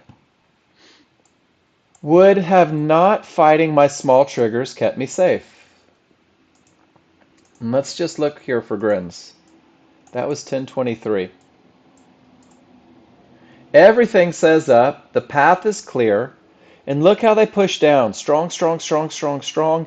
Mid-band gets slaughtered. Close on the correct side, goes up to that second divergence. So guys, there's a great example of it. Mike, does that make sense? So what you can do, or what I can do, what we can do, then Jose, I would double check the conditions when you're entering, right? Because if everything is right and everything is good, the market's likely to go up, even if it dances. We're seeing that right now. So Mike, what you can do, and anyone can do this if you want, it's totally up to you. You're going to see the reversal bar marker on your smaller, faster chart. You can right click and you can have buy stop. So if it hits it, you're good. So as everything starts to break up and I'm looking at my window of opportunity, I can have an order waiting here, right? Just above the mid band inside of those triggers. And now, because it's NASDAQ, your ATM strategy is always in place, Jeremy. So if I go right click, buy stop limit 2. And this isn't a rules-based trade, guys. This is jumping in. If the market comes up and forms a reversal bar up, Jeremy, literally waiting for it. Literally waiting for it. But of course, I want to be in down here, right? So let's say hypothetically the triggers are down and I need this to be a reversal bar to get in. That's a great way to get in. But what I'd rather see is a pullback to an area of support inside of favorable large triggers. Guys, NASDAQ rules are no different. NASDAQ rules for entry are absolutely the same. The only difference is that it's a little bit of patience. And Paul, if you're doing market replay, bring your pictures to class, right? Odds favorable, but now we're into the areas. So close. If I have an order waiting and the pullback comes, I'm going to keep an eye on these small triggers to make sure that they don't come against me strong. Guys, that's all you're doing. But the rules are the same. Odds favorable, didn't quite reach the area. Well, it's going to get there, but so don't overthink it. Don't decide that the NASDAQ is a different set of rules. Understand that the only thing that changes on the NASDAQ is your entry criteria. What are you willing or what do you need to wait for in order to take the trade? Gary, everything says down, strong triggers, pull back to resistance inside of favorable large triggers, all the way to the target. Perfect trade. Picture perfect. And guys, look at the small triggers. We're a full bar away when he got to the area.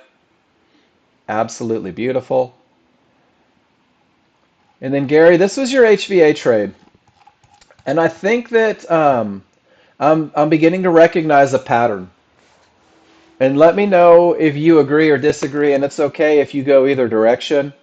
One of the biggest things about the HVA trade, guys, is the HVA trade is designed to get you to the next area, right?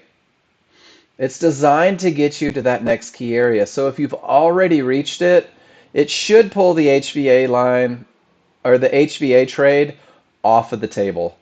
And Gary, I see this one with a little bit of regularity on you because you're so good at recognizing bottoms, because you're so good at understanding that HVAs are your first shot, that sometimes you get a little short-sighted and forget that you just smacked into resistance with all the triggers down. And it just is a little problematic.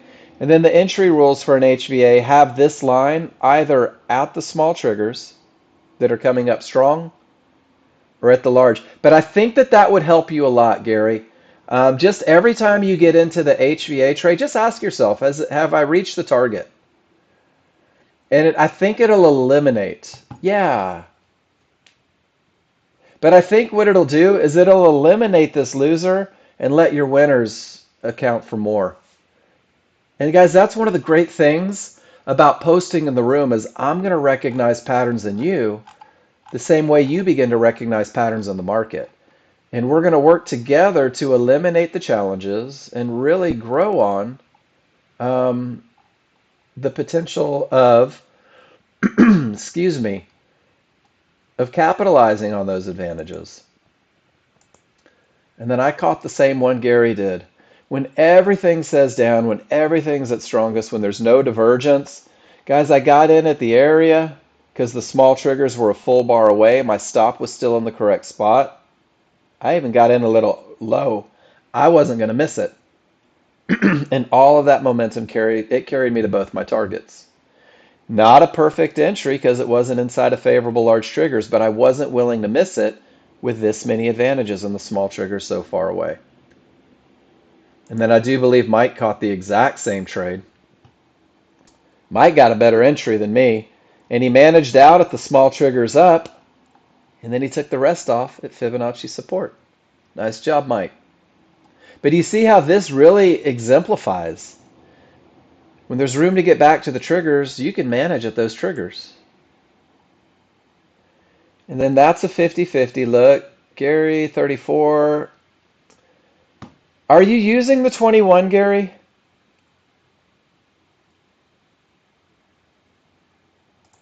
Or just, I guess, how are you using the 21?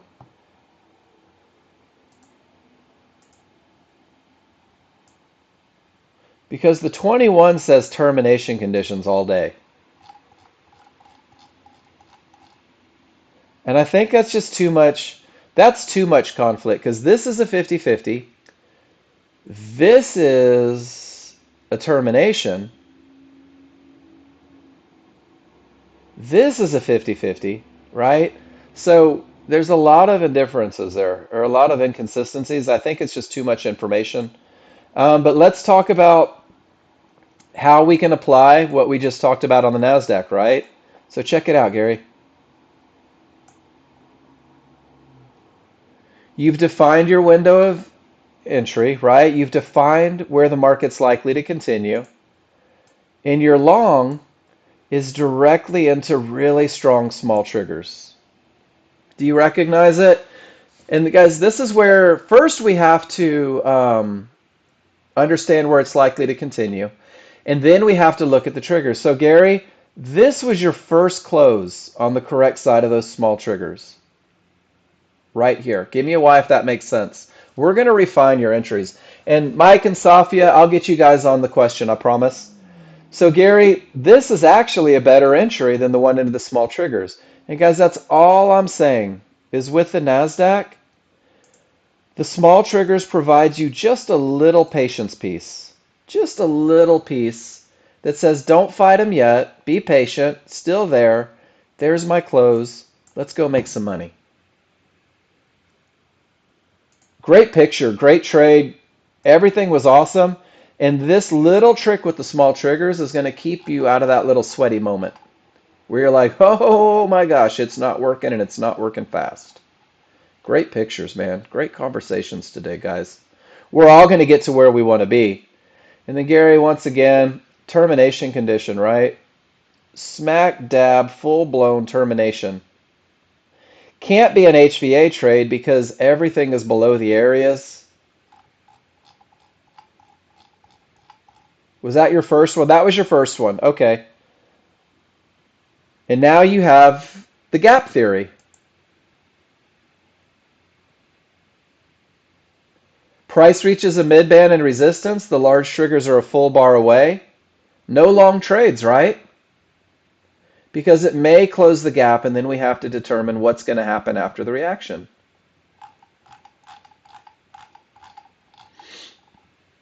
Great picture. There's that gap theory in full form, guys. Keeping you from taking the long because it may close the gap. That's all it is. It's not saying go short, not against triggers, not against direction. It says don't take the long.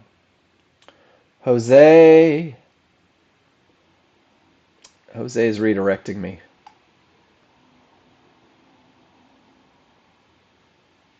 Beautiful.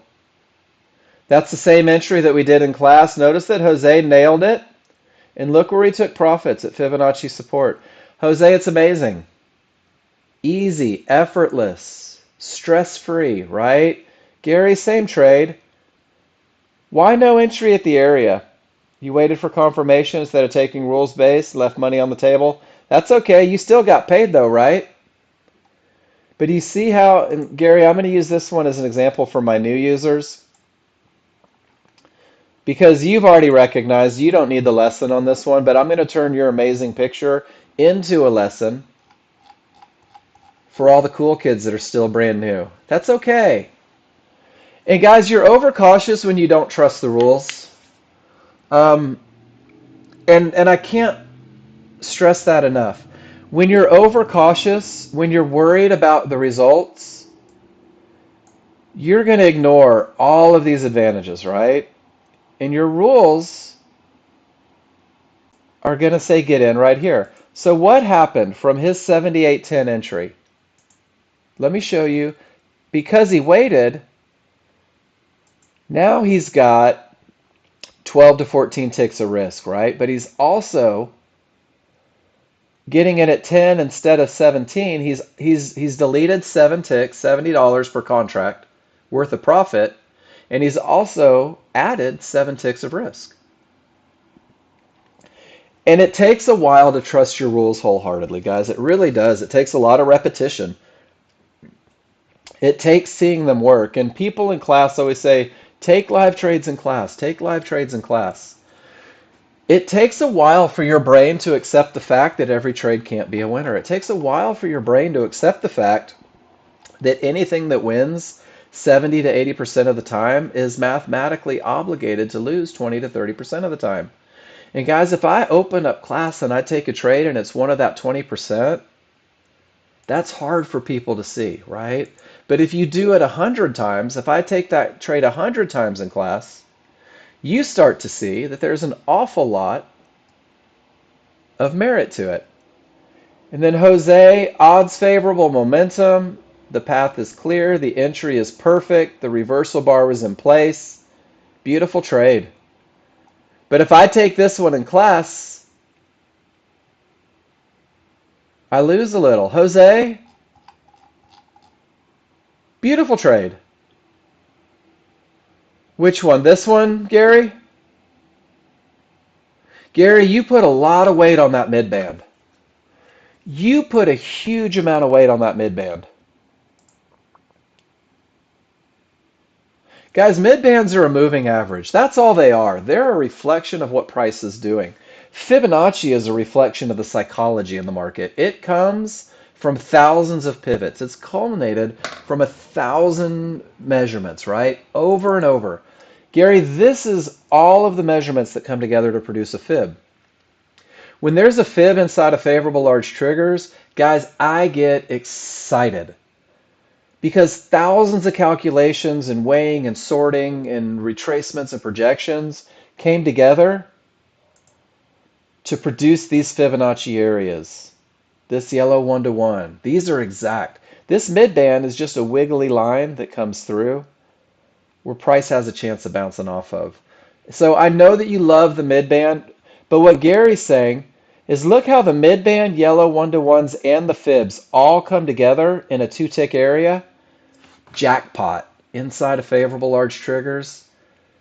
So Gary, I know that you love to say the midband. Man, give a little extra weight to those fibs and 1-to-1s. And if the midband happens to be there, let that be your bonus points. Don't let it be your primary. I think you'll find that you won't miss more trades like that. When the midband's up here and you don't show the same respect to 1-to-1s, I've seen you miss some of those. I know that I've missed a lot of those in the beginning as well. We teach 3 areas because it can happen at any 3. So just go with the lowest one in the window of opportunity, and what it's going to do is help you out with those advantages quite a bit. Let's see where we're at. Jose, did we look at this one yet? Yeah, we did. Picture perfect trade. PFI. Odds favorable, no terminations.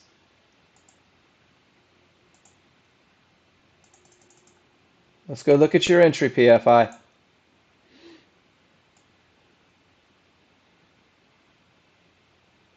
Entries at 12, just above the area support inside of favorable large triggers. Reversal bar prints, and those jerk faces get you. PFI, perfect trade. I like everything about it. You had every advantage in place. Your entry is rock solid. It just didn't work. You got in at 12, and it never made it up to 22, did it? So it never even gave you guys a chance for that $100. PFI, would you agree with me? Ladies and gentlemen, would you agree with me that this is a rules-based trade? That every rule for the high probability trend trade was met? Can we say that without any exception?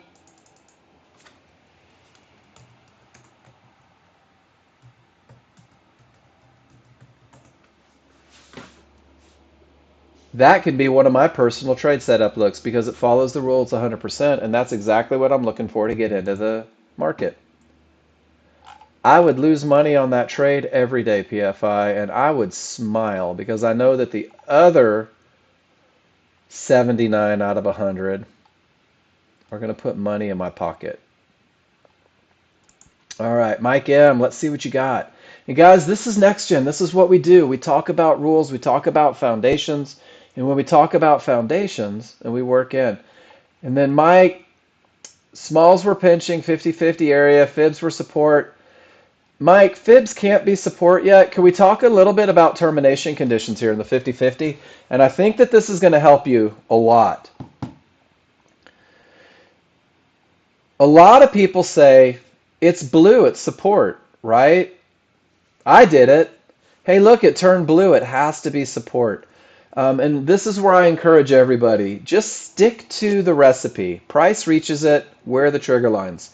Until the small and the large get above, this area is not broken, Mike. And it's a 50-50 because the smalls are through, but they barely made it through. And there's that divergence. And there's those strong triggers against. Um, but even with the strong triggers, because I think this is the S&P, this is not the best look for a 50-50. This is that one, and you may not have done this, but, oh, RTY, this may not have been your line of thinking, but let me share what is a very typical line of thinking on this. Is this market railed up, right? This market probably had a huge move and you never found a rules-based entry. So when it finally gets to this area, and notice that this isn't only a large chart fib, this is an even higher time frame fib, and it's a small chart fib. So you have a culmination of 3 fibs right here from 3 different time frames that all fell into the exact same location. And your smalls barely make it. And notice over here that you get that loss of momentum. For me, this creates a challenge on the 50-50. For you, you were cool with it. That's all right. I like it. And then, Mike, the only thing is over here where everything rolled and went green again. It's right about here. Right about here is kind of a second chance entry. Or if you even wait for it to get above and snap back, kind of a second chance entry. And I think you're at the point of your trading where when this one doesn't work, but everything says up, you can begin to look for these second chance entries, opportunities to get into the market. Really just in a continuation style. When the high probability trend trade doesn't work, or maybe 3 divergences print, and you have to be a little bit patient, that's where you can start looking for these little all triggers agree again to get you back into the fight. So maybe start studying a little bit. Go find some pictures of trend trades that failed and see if that continuation happened for you. But the key is that the large chart still says go. I hope that was helpful.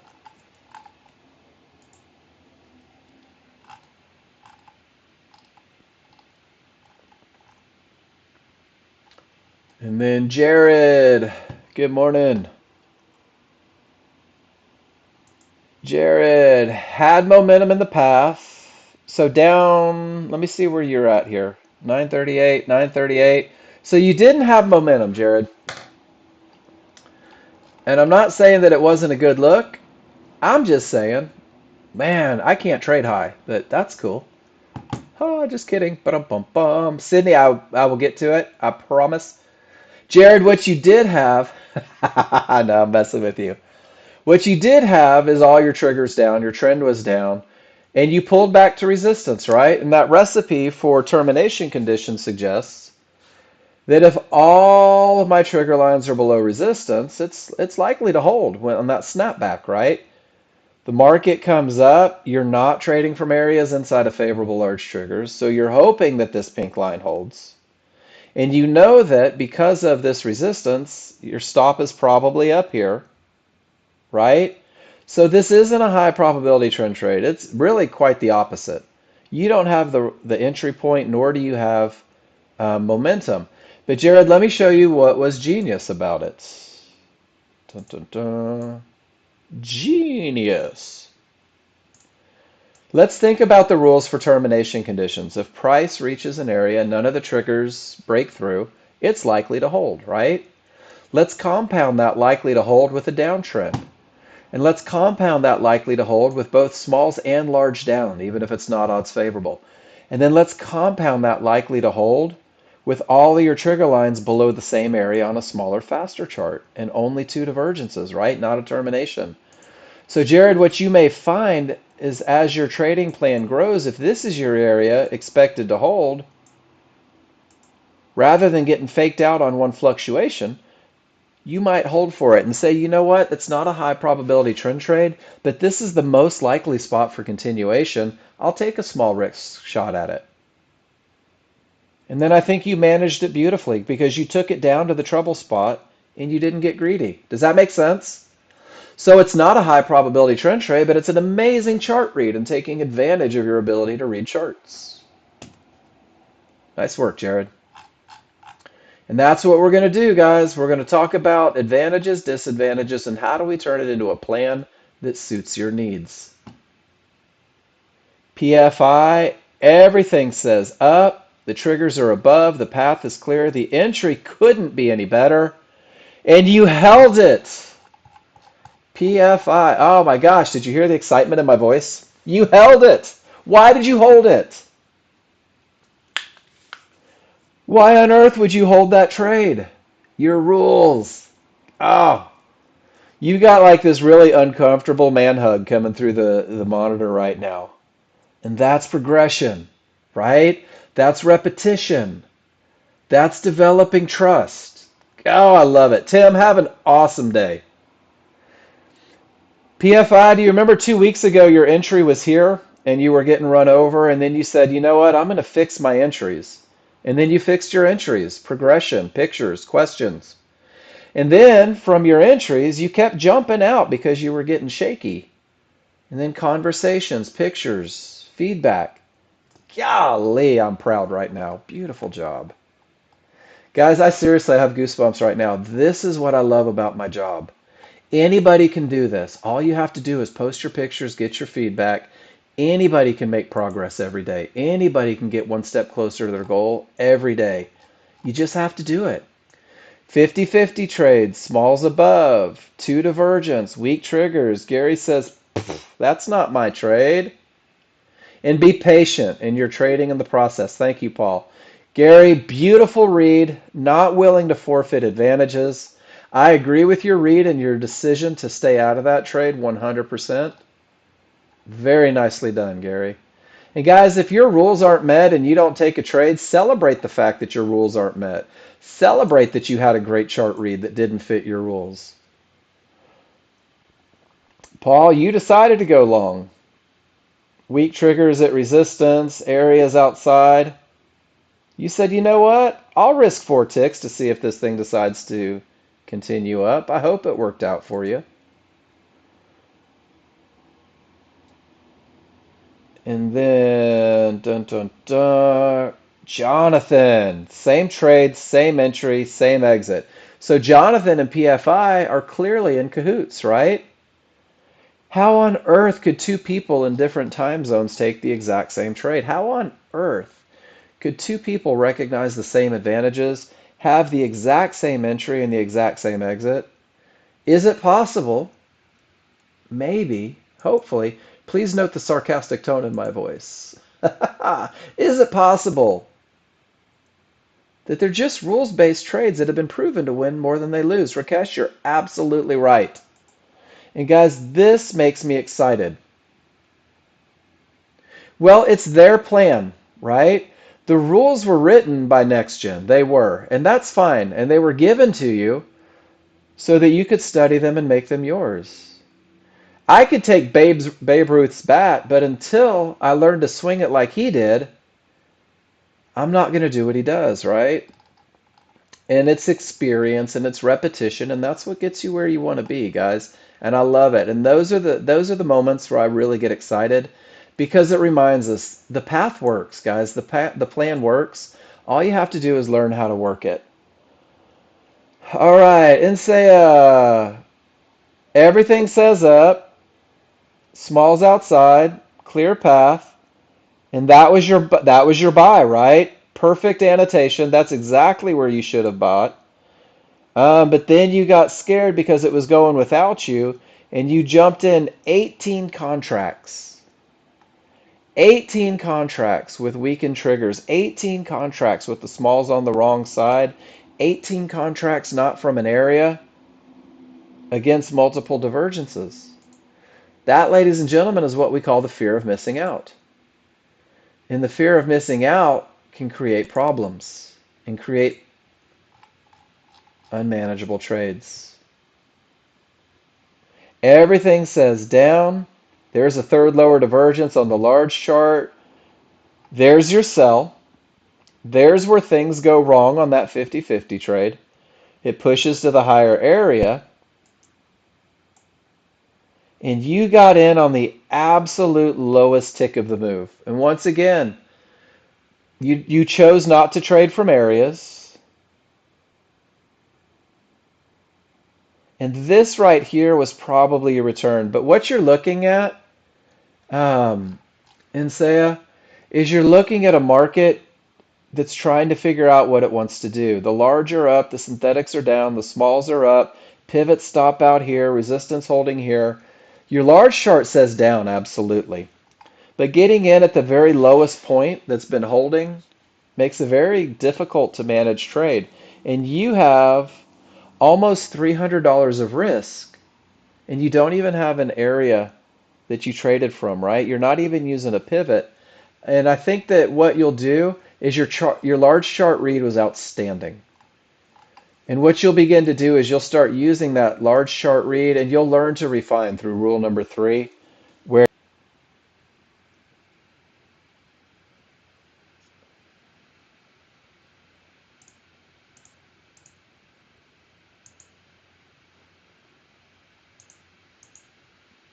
all right, can you guys hear me again? My internet just blinked. Okay.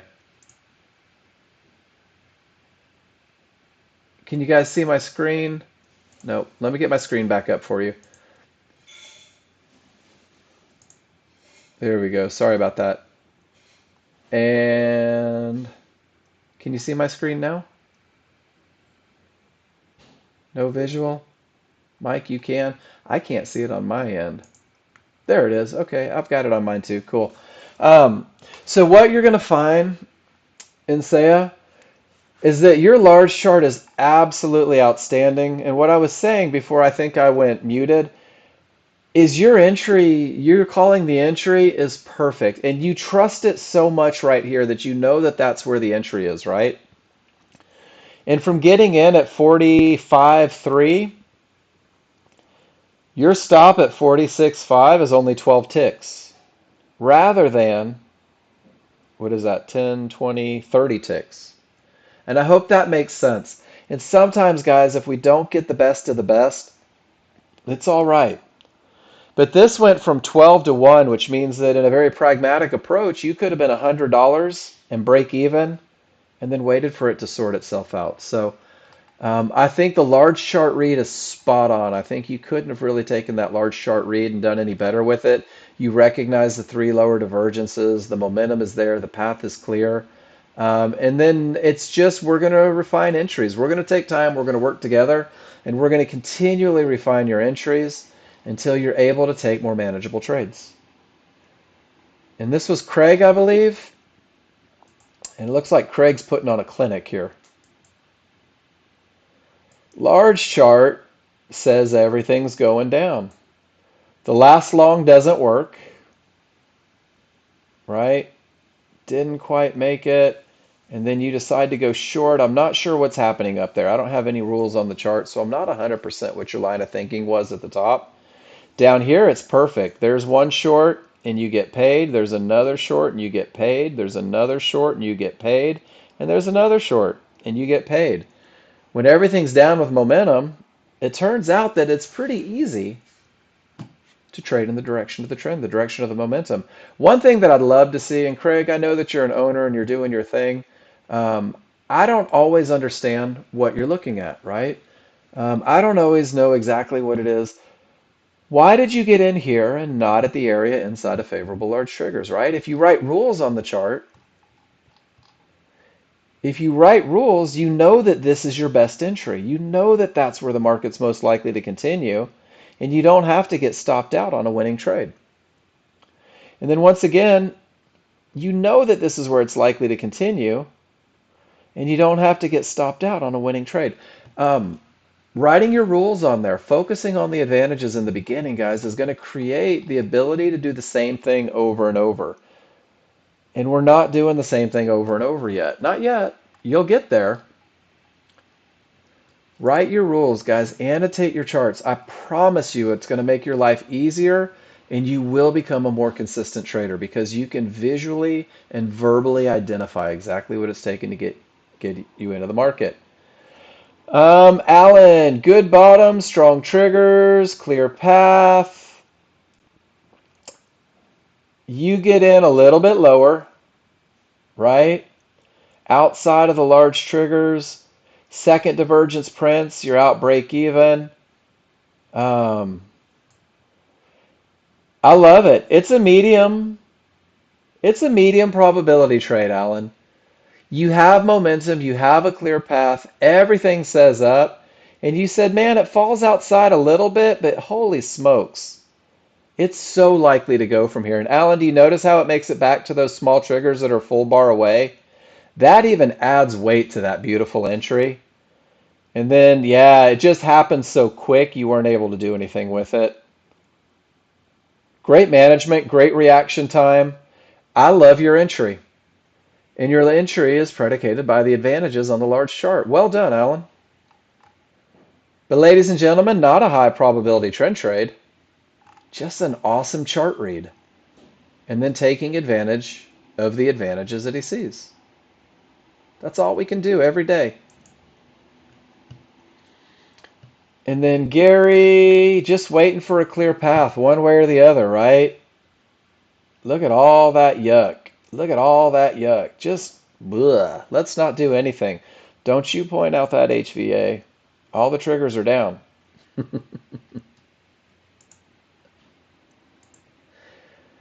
And then Jose, you said that you find when you're entering that way, the market turns before hitting your first target with lower, higher divergence. Um, that's something that happens now and then. That's one of the reasons why in the NASDAQ I'm so insistent on having the best looks. And then Paul, is this you on NASDAQ?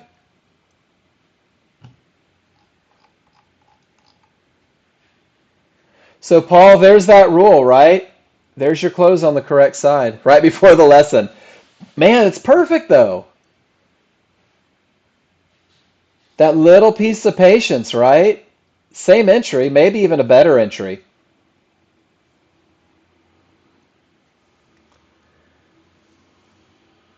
And then Jose, this is one of those times for everybody. Um, when you to pass it, it has to be what's available after commissions. So if you do, no, this one's Paul's. But I was addressing your idea that it turns against you. Go back and go look at 10 NASDAQ trades where it turned against you and double check the conditions on the large chart and see if it was odds favorable and a clear path. NASDAQ loves that. When we have a little indecision, that's where we see those bigger bounces a lot. So Jose, if you take $3,500 in profits on Apex, let's say you're doing a $50,000 account, and you have $700 in commissions, your account's at 2,800 and you're still $200 from from passing your eval. Does that make sense? Was that what you were asking? Cool. And then just on the educational side is go back and look at your NASDAQ trades. Look at the conditions. I think you'll start to find some very common things. Great bottom, 50-50, not even 50-50. That's clear path, Paul. And it just didn't get you. That's the one we were talking about. Ah, it was so close and it just didn't get you. That path is clear though, my friend. But look, patience pays off.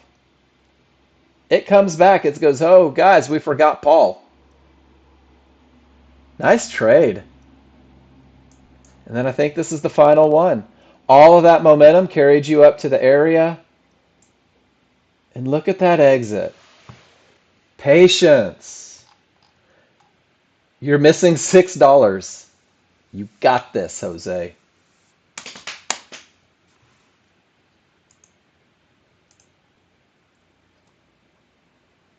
There you go. They consider account balance.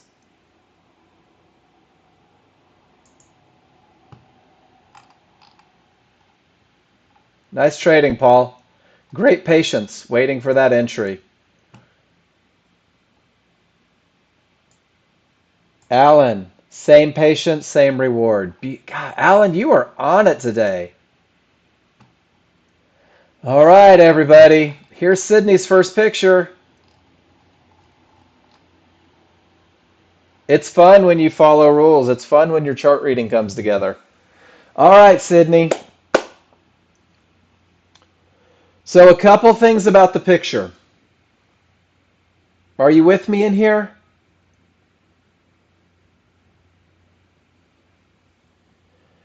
All right, so let's go through one more time because it's hard to get it the first time. It's really hard to put all the different pieces together the first time. Um, so when we're taking pictures, you're using capture, correct? Using this big red one?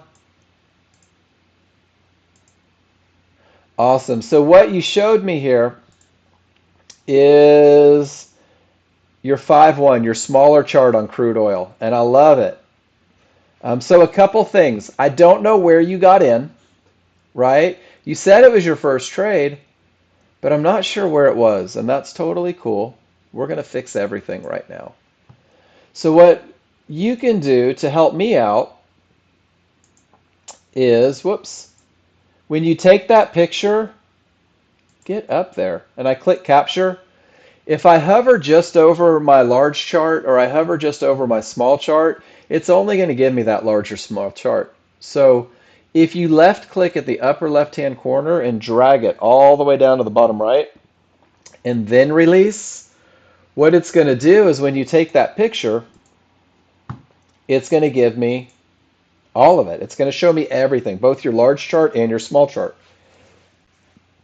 And then what you can do is you can show me your entry. You can say, well, Mark, this is where I got in.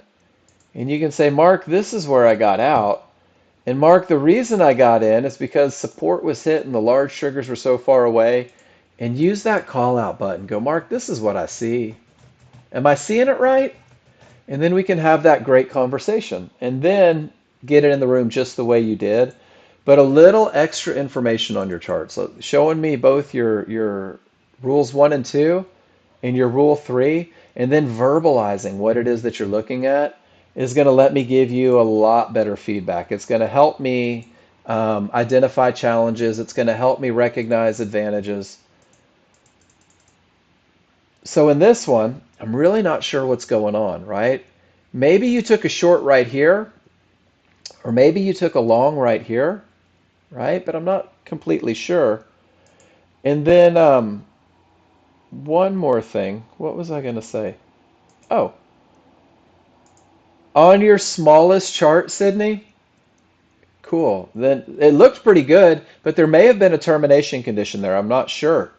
If you want to go back and take the same picture, awesome. But check this out. If I right click on my small chart and I go to data series, scroll all the way to the bottom,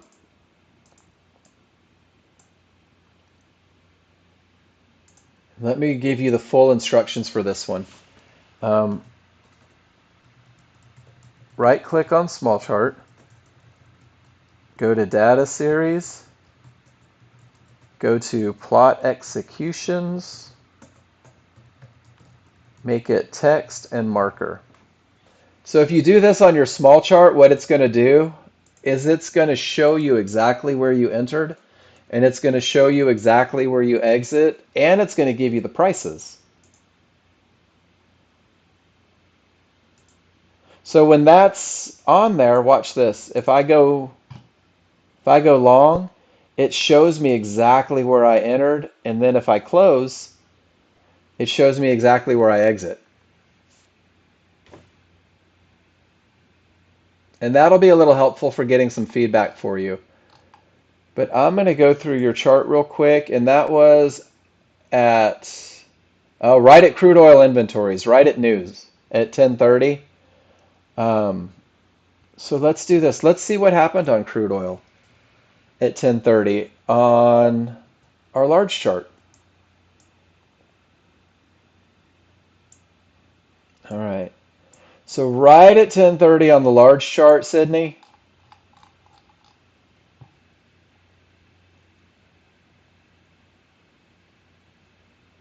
Not the question we had asked. I don't, Safia, what question? What am I repeating? Sydney, do you see how the market is coming from a termination condition?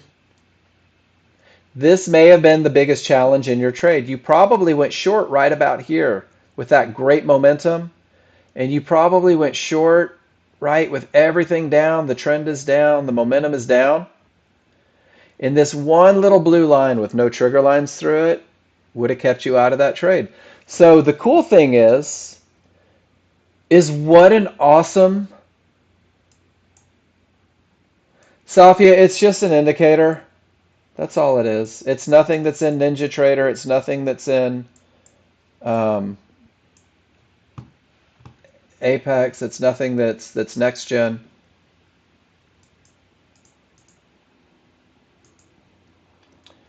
And then just to compound the praise, Sydney, the momentum is great. The direction is great. The entry is absolutely perfect.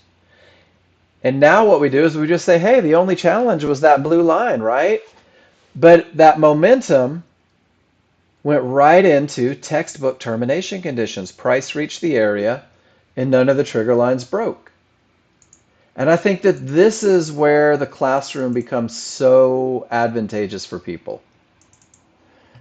Because, Sydney, there's that picture. That looks a lot like it, doesn't it?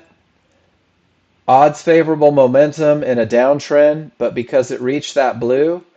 So this is that repetition. So now we know that when you get into a trade, rule number 2, we want to make sure that we're always getting all 3 of the advantages.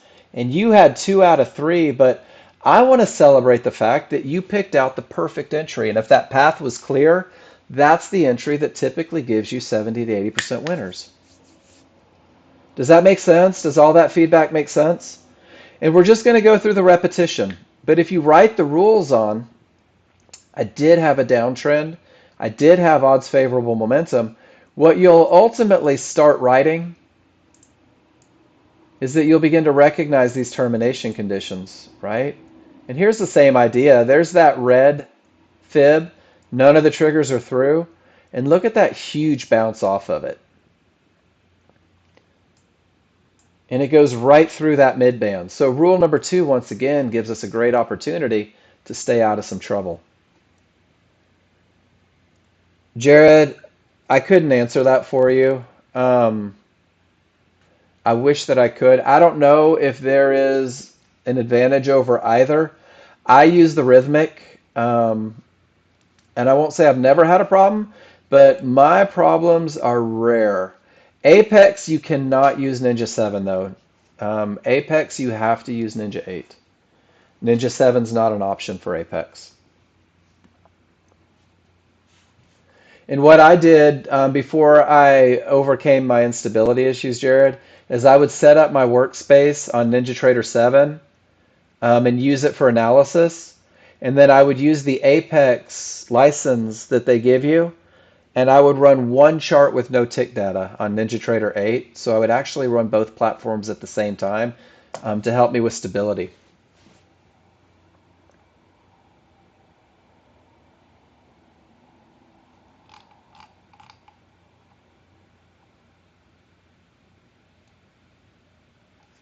And Sydney, congratulations on your first post. That's amazing. That's the hardest thing to do. That's like walking into the gym the first time. It's terrifying. And then it gets easier every day. And then PFI, again, really? Patience on the entry and PFI, congratulations. You just took a huge step today. Feels good, doesn't it? I mean, beautiful. Telling you guys, a simple plan will change your life. A simple plan will set you up for success. A simple plan. Doesn't have to be fancy, doesn't need to be 10 trades. Paul, you're saying I would have taken it with the pullback and it just didn't give you a pullback. And that happens sometimes. That wasn't your money. And then Jared, same trade. Outstanding. Wasn't worried about divergence because of the clear path. That, ladies and gentlemen, is the most astute usage of annotation. Why am I not worried about this divergence? Because I had a clear path. He resorts back to the large chart. Jared, I love everything about this picture. And all of you that took it, I love everything about this trade. And you know what the cool thing is after this reversal bar, you guys had 2 or 3 ticks of risk on this trade. 2 or 3 ticks, $20 to $30 per contract. They can be, Jared. Can't they? Can't they all look like this if you really wanted them to? That is the challenge with trading. It's eliminating the stuff that isn't the best of the best. It's eliminating the stuff that has a lot of maybes attached to it so that you can let these stay in the P&L. So you made $230, right? You made $230. If you take a $200 loser, breaking rules, well now you're only up 30 bucks. But if you learn how to eliminate the losers, right?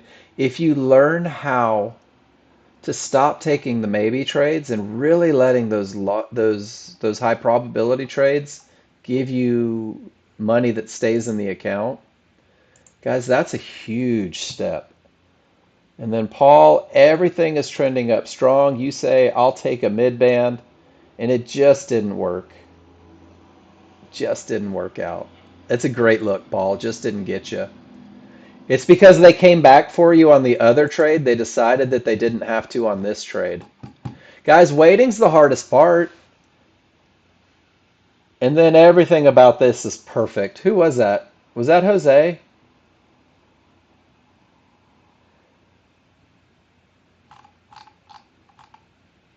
I think this was Jose. Jared Paul. I clicked on it and I forgot to see who it was. Yeah. Did you get it? And is this 1056? So that's this trade right here. That's this entry. That's the same one everyone took. Yep.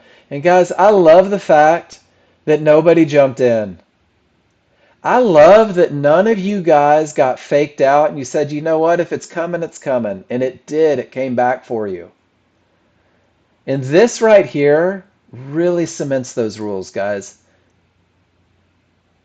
That's okay, Jose. I was like, this doesn't line up. But doesn't this confirm and validate that waiting for that area inside of favorable large triggers is in fact your best chance of success?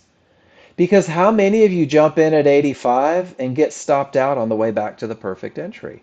I did it all the time. I did it like that was my plan, was to get stopped out on the way to the perfect entry. And then PFI, weak triggers, areas outside. Why should you have taken it?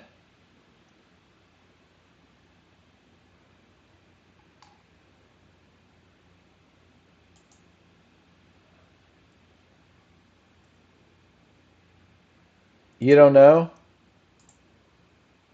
So let's go through it. Odds favorable or anything can happen?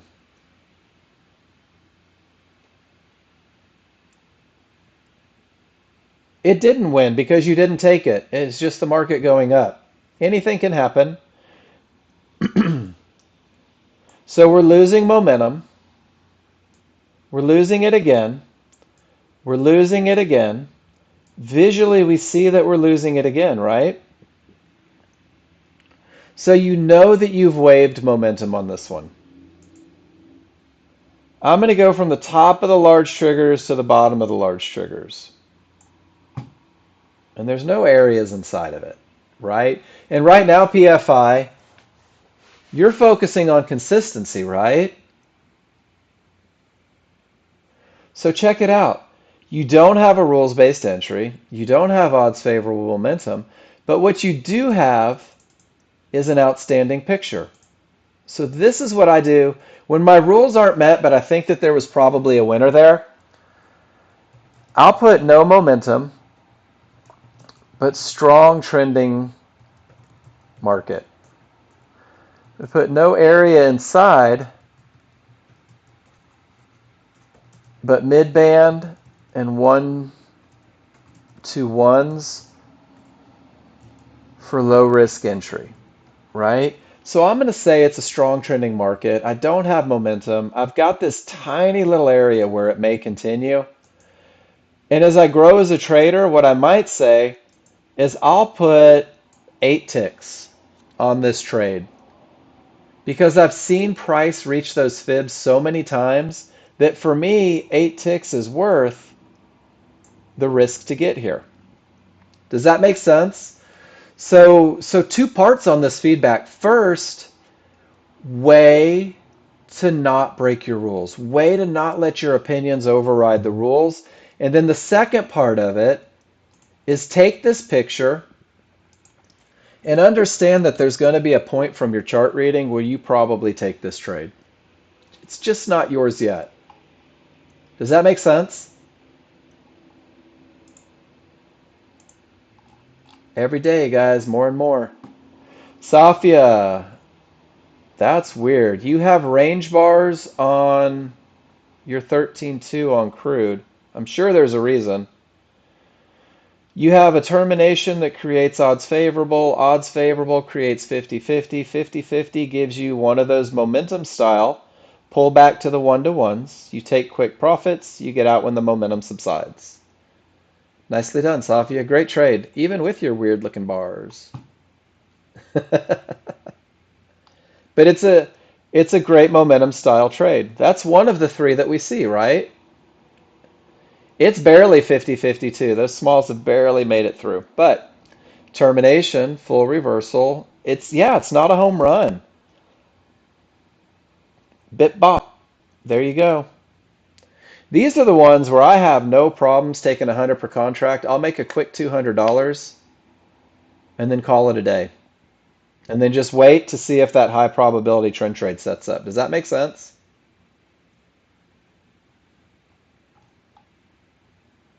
Man, see, that works for you guys. That's too much noise for me, and that's why everybody's different. Oh, that struggle. That creates a struggle for me. And I'm impressed with you guys that do it, right? You're tired of the NASDAQ, it wore you out. You guys want to know what one of the biggest challenges about the NASDAQ is that I found as I was learning to trade it? One of the biggest challenges of the NASDAQ is that because of how fast it moves, you think that you need a million trades. Well, it moves so many fast, there has to be 100 opportunities, and then you start fabricating opportunities. And going on I'll never tell you guys what to do. Safia, are you at least on simulator as you're doing different stuff? I hope. Like, guys, I love looking for something new and I love recognizing patterns. But if you are in completely uncharted water, but you're still sacrificing your live money in some capacity, you're circumventing one of the best parts of having a simulator, right? It's like a flight simulator. You can crash that plane 1,000 times and nobody dies. But if you try to learn something brand new on your Apex account, on your live account, oh my gosh. And trust me, I know this because that's what I did. I didn't switch over and I lost fighting these small triggers 50 times. Or replay. Replay is a great way to do it as well. But there's NASDAQ, small triggers up strong one more time. Notice how all of my trigger lines are above the fib? Jared, they do. Have you been in the trading room, Jared?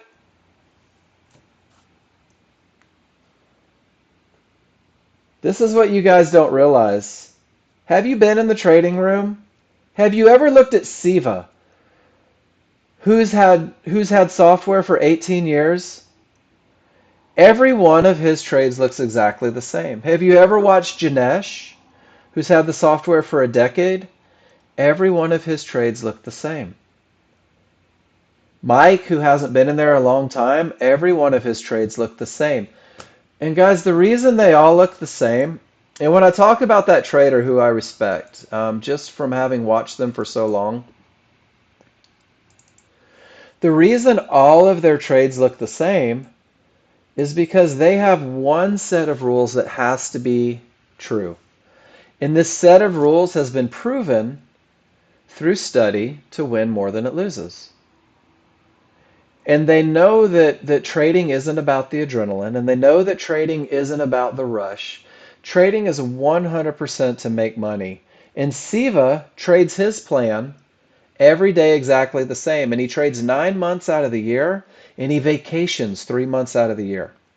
25% of his life is spent on vacation because of his consistency. Now, in this room, there's a lot of you people that are looking for a lot of trades, and you're not consistent. Jared, have you done that yet?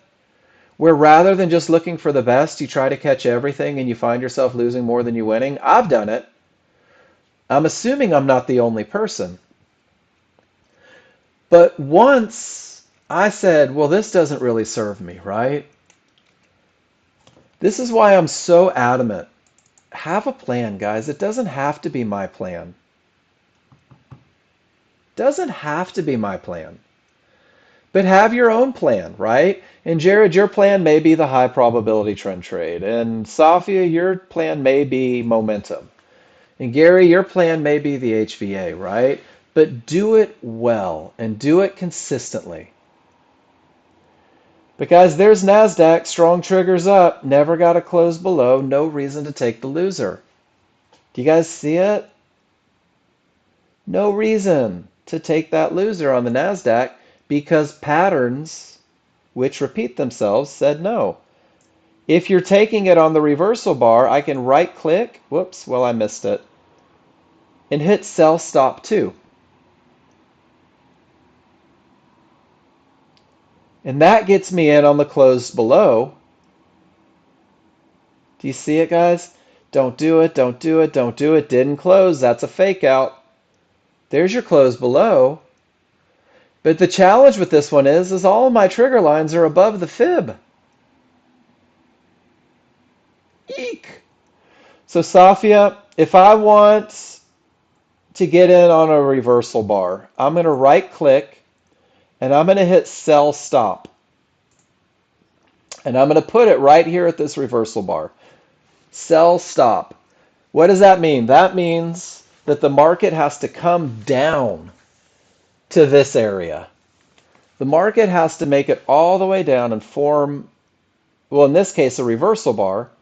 And if it does, it'll put me in a small trade after the pullback to the small triggers. Do I have stops? I don't appear to have a stop in place. But it stopped me into the market. And yeah, this is a gnarly look.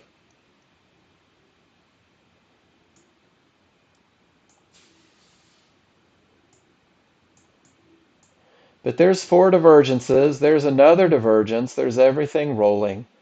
There's everything rolling. The small triggers are down. It's just got some work to do to get through this one, right?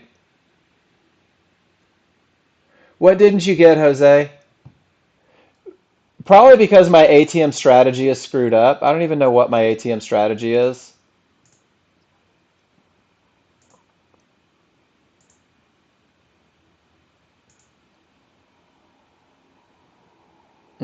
Oh, my stop loss was 15. It was probably hidden behind. 15, 30, 50.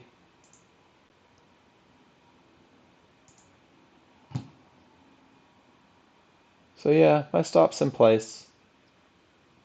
And if I need it to break everything to get in, there's that stop, right? That stop will get me in if price comes through. And if price never comes down to this area, if things bounce up, it never puts me in. So it's just right click and I'm waiting. And there it goes. Whoops, I went the wrong way though. I accidentally went long, which is totally wrong. I missed it. It should have been sell stop. If it comes down, it'll hit my sell stop. It'll put me into the market. If it never comes down, I'll never enter that trade, right? So if you're waiting for a reversal bar, let's say to go long, I can right click on my reversal bar and I can put a buy stop too. If the market gives me a reversal bar, it's a buy stop or a sell stop. It's a stop entry, which means that you have it in place. And that's because if I try to sell limit or buy limit too, it won't even let me if I'm above price. So I have to buy stop, which means that the market has to come up and hit it. Does that make sense? So Mike M, if I'm waiting for a close on the correct side of the small triggers for a long, I right click, buy stop 2, and this guarantees that I get a reversal bar if I put it on the reversal bar marker. And of course, that's financial suicide, isn't it? I'm fighting the trend, I'm fighting the triggers, I'm fighting everything. But Mike, if that were a rules-based entry with a close on the correct side, that reversal bar marker is where the close happens. That's where that reversal bar is formed completely. So that's where my stop limit's going to go. Does that make sense, everybody? That's what you do? But guys, you don't need that if you're trading crude. You don't need that if you're trading the ES. You're getting in at the areas when the rules are met, right?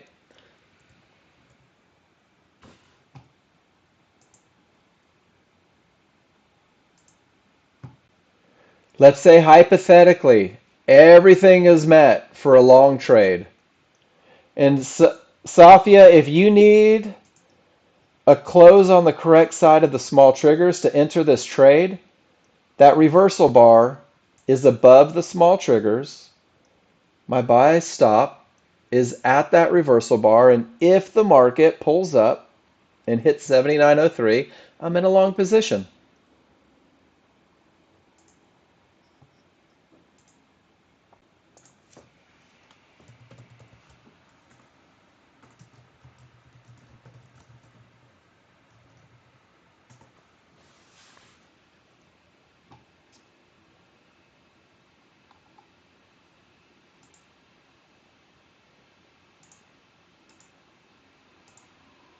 It's not a pullback.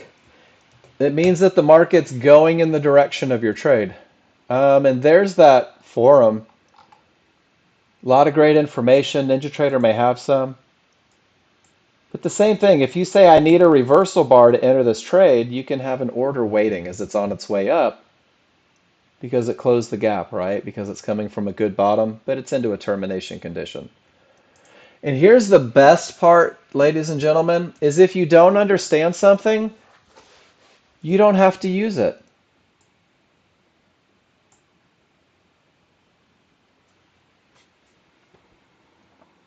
And I'm going to try and find an instance where it's appropriate so that we can do it live. But it's just not happening. Not yet. This is the S&P. Everything says down. Let's say that you want to take one of those. I'm just going to jump in. If I right click and hit sell stop at this reversal bar, Safia, if this bar becomes a reversal bar, and again, I'm not saying that it's a trade. If this bar becomes a reversal bar, see how it's right there at the reversal bar marker? That gold bar?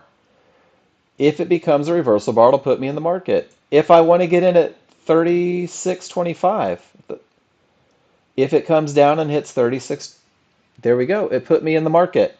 Now I'm in a short position.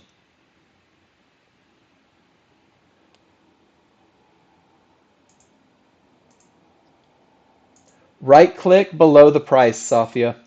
You'll see buy limit. You'll see sell stop 2. You'll see sell stop limit 2.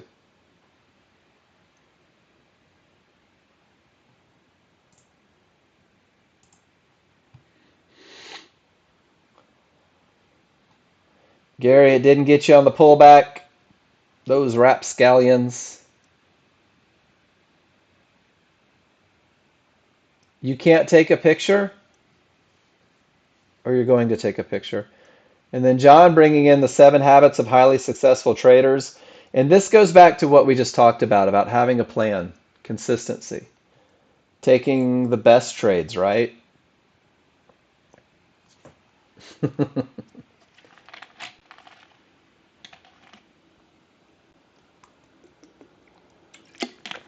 Safia, can you not take a picture of it? Or you can? That T just kind of worked its way in.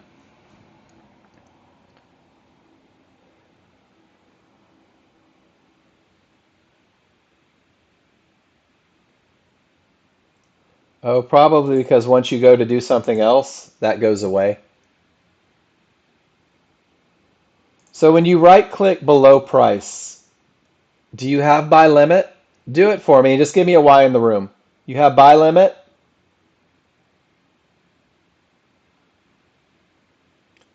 You have sell stop?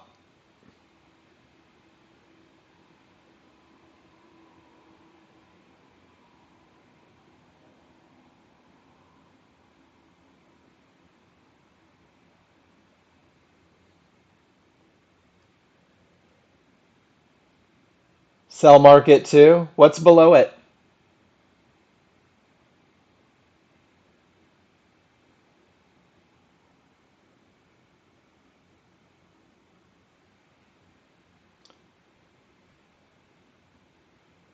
So sell stop's not an option? Oh, did you right click below price or above price? It makes a difference. You probably clicked above if it says buy stop. Now try it clicking below. You should be able to buy on a limit or you should be able to sell on a stop. It's different. I don't know. I feel like I've used stop orders on my Ninja Trader 8. All right, so let me open up my Ninja Trader 8.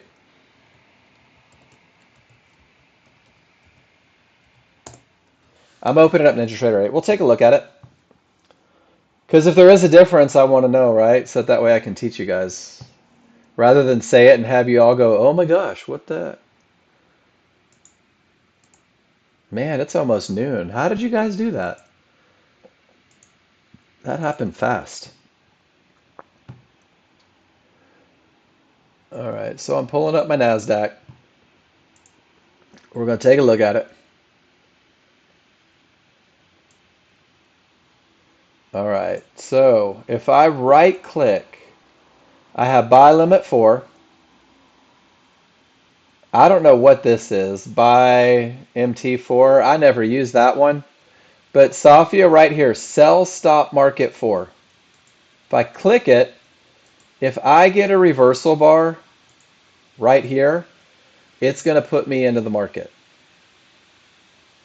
And my charts are loading, so I'm probably going to crash my Ninja messing with stuff.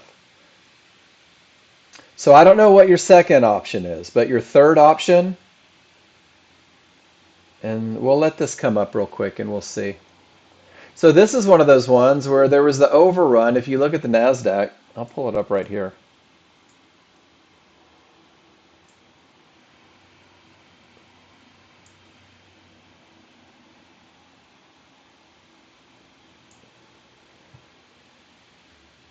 So here's the NASDAQ, right? It's still calculating, and it's pulling up to these large triggers, and I have odds favorable momentum, and I have a clear path, and I didn't have an area, and I didn't have an area. My only area inside of favorable large triggers is up here at 84. So what I might say is that I'm going to let it close up to the area inside, but at that point my small triggers are up against me. I'm going to wait for a close on the correct side of the small triggers.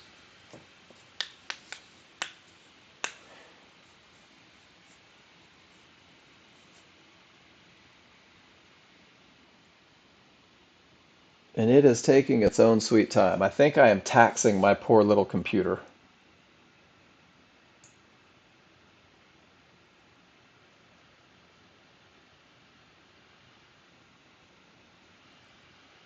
But Safia, that was the one. It's your third option, and you have to click below. So if hypothetically, that's the ES. Let's go to NASDAQ real quick. If hypothetically, well, I guess my stuff's stuck. If I was waiting for a close below over here, I could have had it down here at a reversal bar. from these one-to-ones, but it never came to be. So drop it on sim and play with it a little bit. When you're looking for those patience, right? When you're looking for those patience entries, that's a great way to do it. Or if you're saying, I'll get in on a reversal bar that taps and comes back up, that's a great way to do it. But for you high probability trend traders, we're looking for pullbacks to areas inside of favorable large triggers. All right, Sydney, you got it. Did you go long right there? So we got two charts now.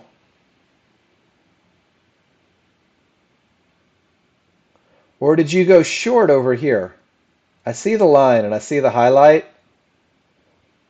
And all we're doing right now, Sydney, is working out how to present the perfect picture. The fact that you're posting them, I'm ecstatic.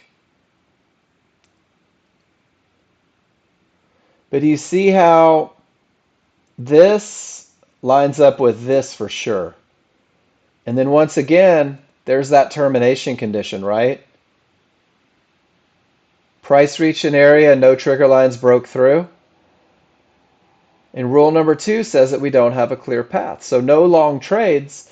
And then that gap theory that we talked about earlier, that if price reaches an area and the large triggers are more than a full bar away, it's likely to go back and close those triggers. And that's exactly what it did. It came back and it closed those triggers. So it was kind of a double whammy. Termination condition says, don't do it. Not yet. It's too soon. Gap theory just says, listen to the termination condition. It's just a little too soon. Let's wait and see if the market sorts itself out. Does that make sense, Sydney? Great picture. Awesome. And then ultimately, you'll start writing on your charts a little bit too. You'll start giving me that information verbally. Mark, this is what I see. This is where I was going to get in. Do you notice anything that I'm not seeing? In which case, we'll go, yeah, let's talk about those termination conditions. Great job, man. Or ma'am. I don't know. I know male and female Sydneys, so I don't know which one. Male? Okay. Just wanted to make sure. I don't want to mess it up. My son's name is Hayden, and one of his best friends is a girl named Hayden. And then my oldest son is Zane, and I have a friend whose daughter is Zane. So it's gotten to that point where gets a little, I like to ask. But guys, that's it. That's the day. If you missed it up there, John Novak gave you guys a link to the 7 Habits of Highly Successful Traders. I would encourage everybody to read this book. John says read it every morning. Every morning. Thank you, Safia. And it starts with take complete responsibility. Read that one. This is a great one. I just downloaded it. I had it and I've read it about 5 times. And I should probably have read it 50 times. So I'm going to read it again. There you go, Paul. And guys, here we go. Odds favorable, right? 50-50 on the divergence high. Divergence print. So some of you may say, I'm not sure. Small triggers are coming down strong. Can we be patient? They're about a full bar away. Let's see. If we get in right there, let's see if they pull back to the small triggers, just for grins. We know it's a medium probability trade, right? Because it's 50-50 on a divergence high. Small triggers are coming down. But they're right at that reversal bar marker. There may be time to get back up and retest, right? So what are we hoping for? We're hoping for a reversal bar marker.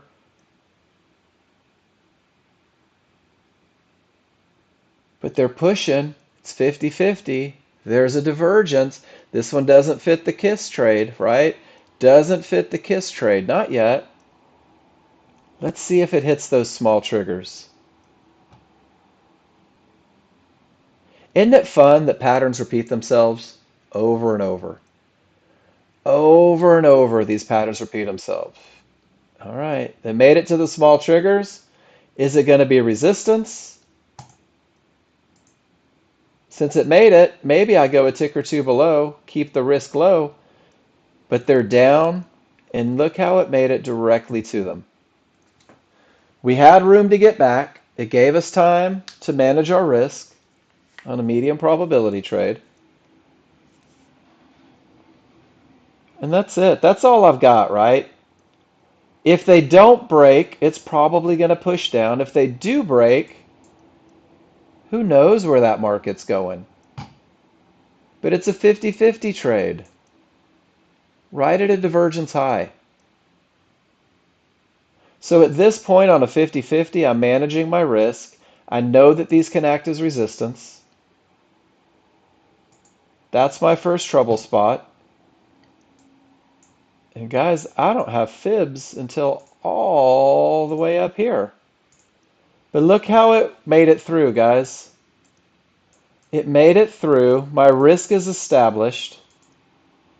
I had room to get back to them, so I entered at the area. The momentum is pushing it up, right? That's my $100 right there. So I'm already $100, and I'm break even, and I've got nothing to lose. Give me a Y. We just went through a medium probability 50-50 trade, guys, live, right in front of you. We talked about entries for the NASDAQ, how we can gauge based on the large triggers, and how we can minimize risk if those small triggers hold.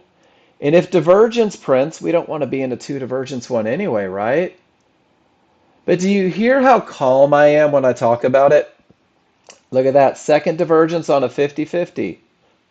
That's not my trade. Smalls never rolled. Guys, I'm calm when I talk about it because I've watched this so many times that I'm very comfortable with what I'm looking for. I know exactly what has to happen.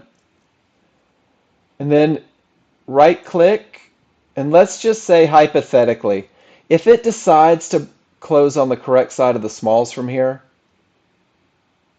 that's where that buy stop would come in, but two divergence on a 50-50, it's just not my trade anymore. That one is so far outside of my plan, I don't want to take it. All right, guys, that's it for me. What a great way to end. How pragmatic. And it's an opportunity to make money. You don't have to hit a home run on every trade, guys. Get paid on the ones where the path is clear. Manage the ones where it isn't. And that's it for me, guys. Great job today. Great questions. I hope you learned something. I hope you learn something every day. I hope you keep yourself open to learning something every day. I'll be back tomorrow. We're going to do it again. Guys, John Novak has the class on Friday. So I'll be here tomorrow. He will be here on Friday, throwing some smart stuff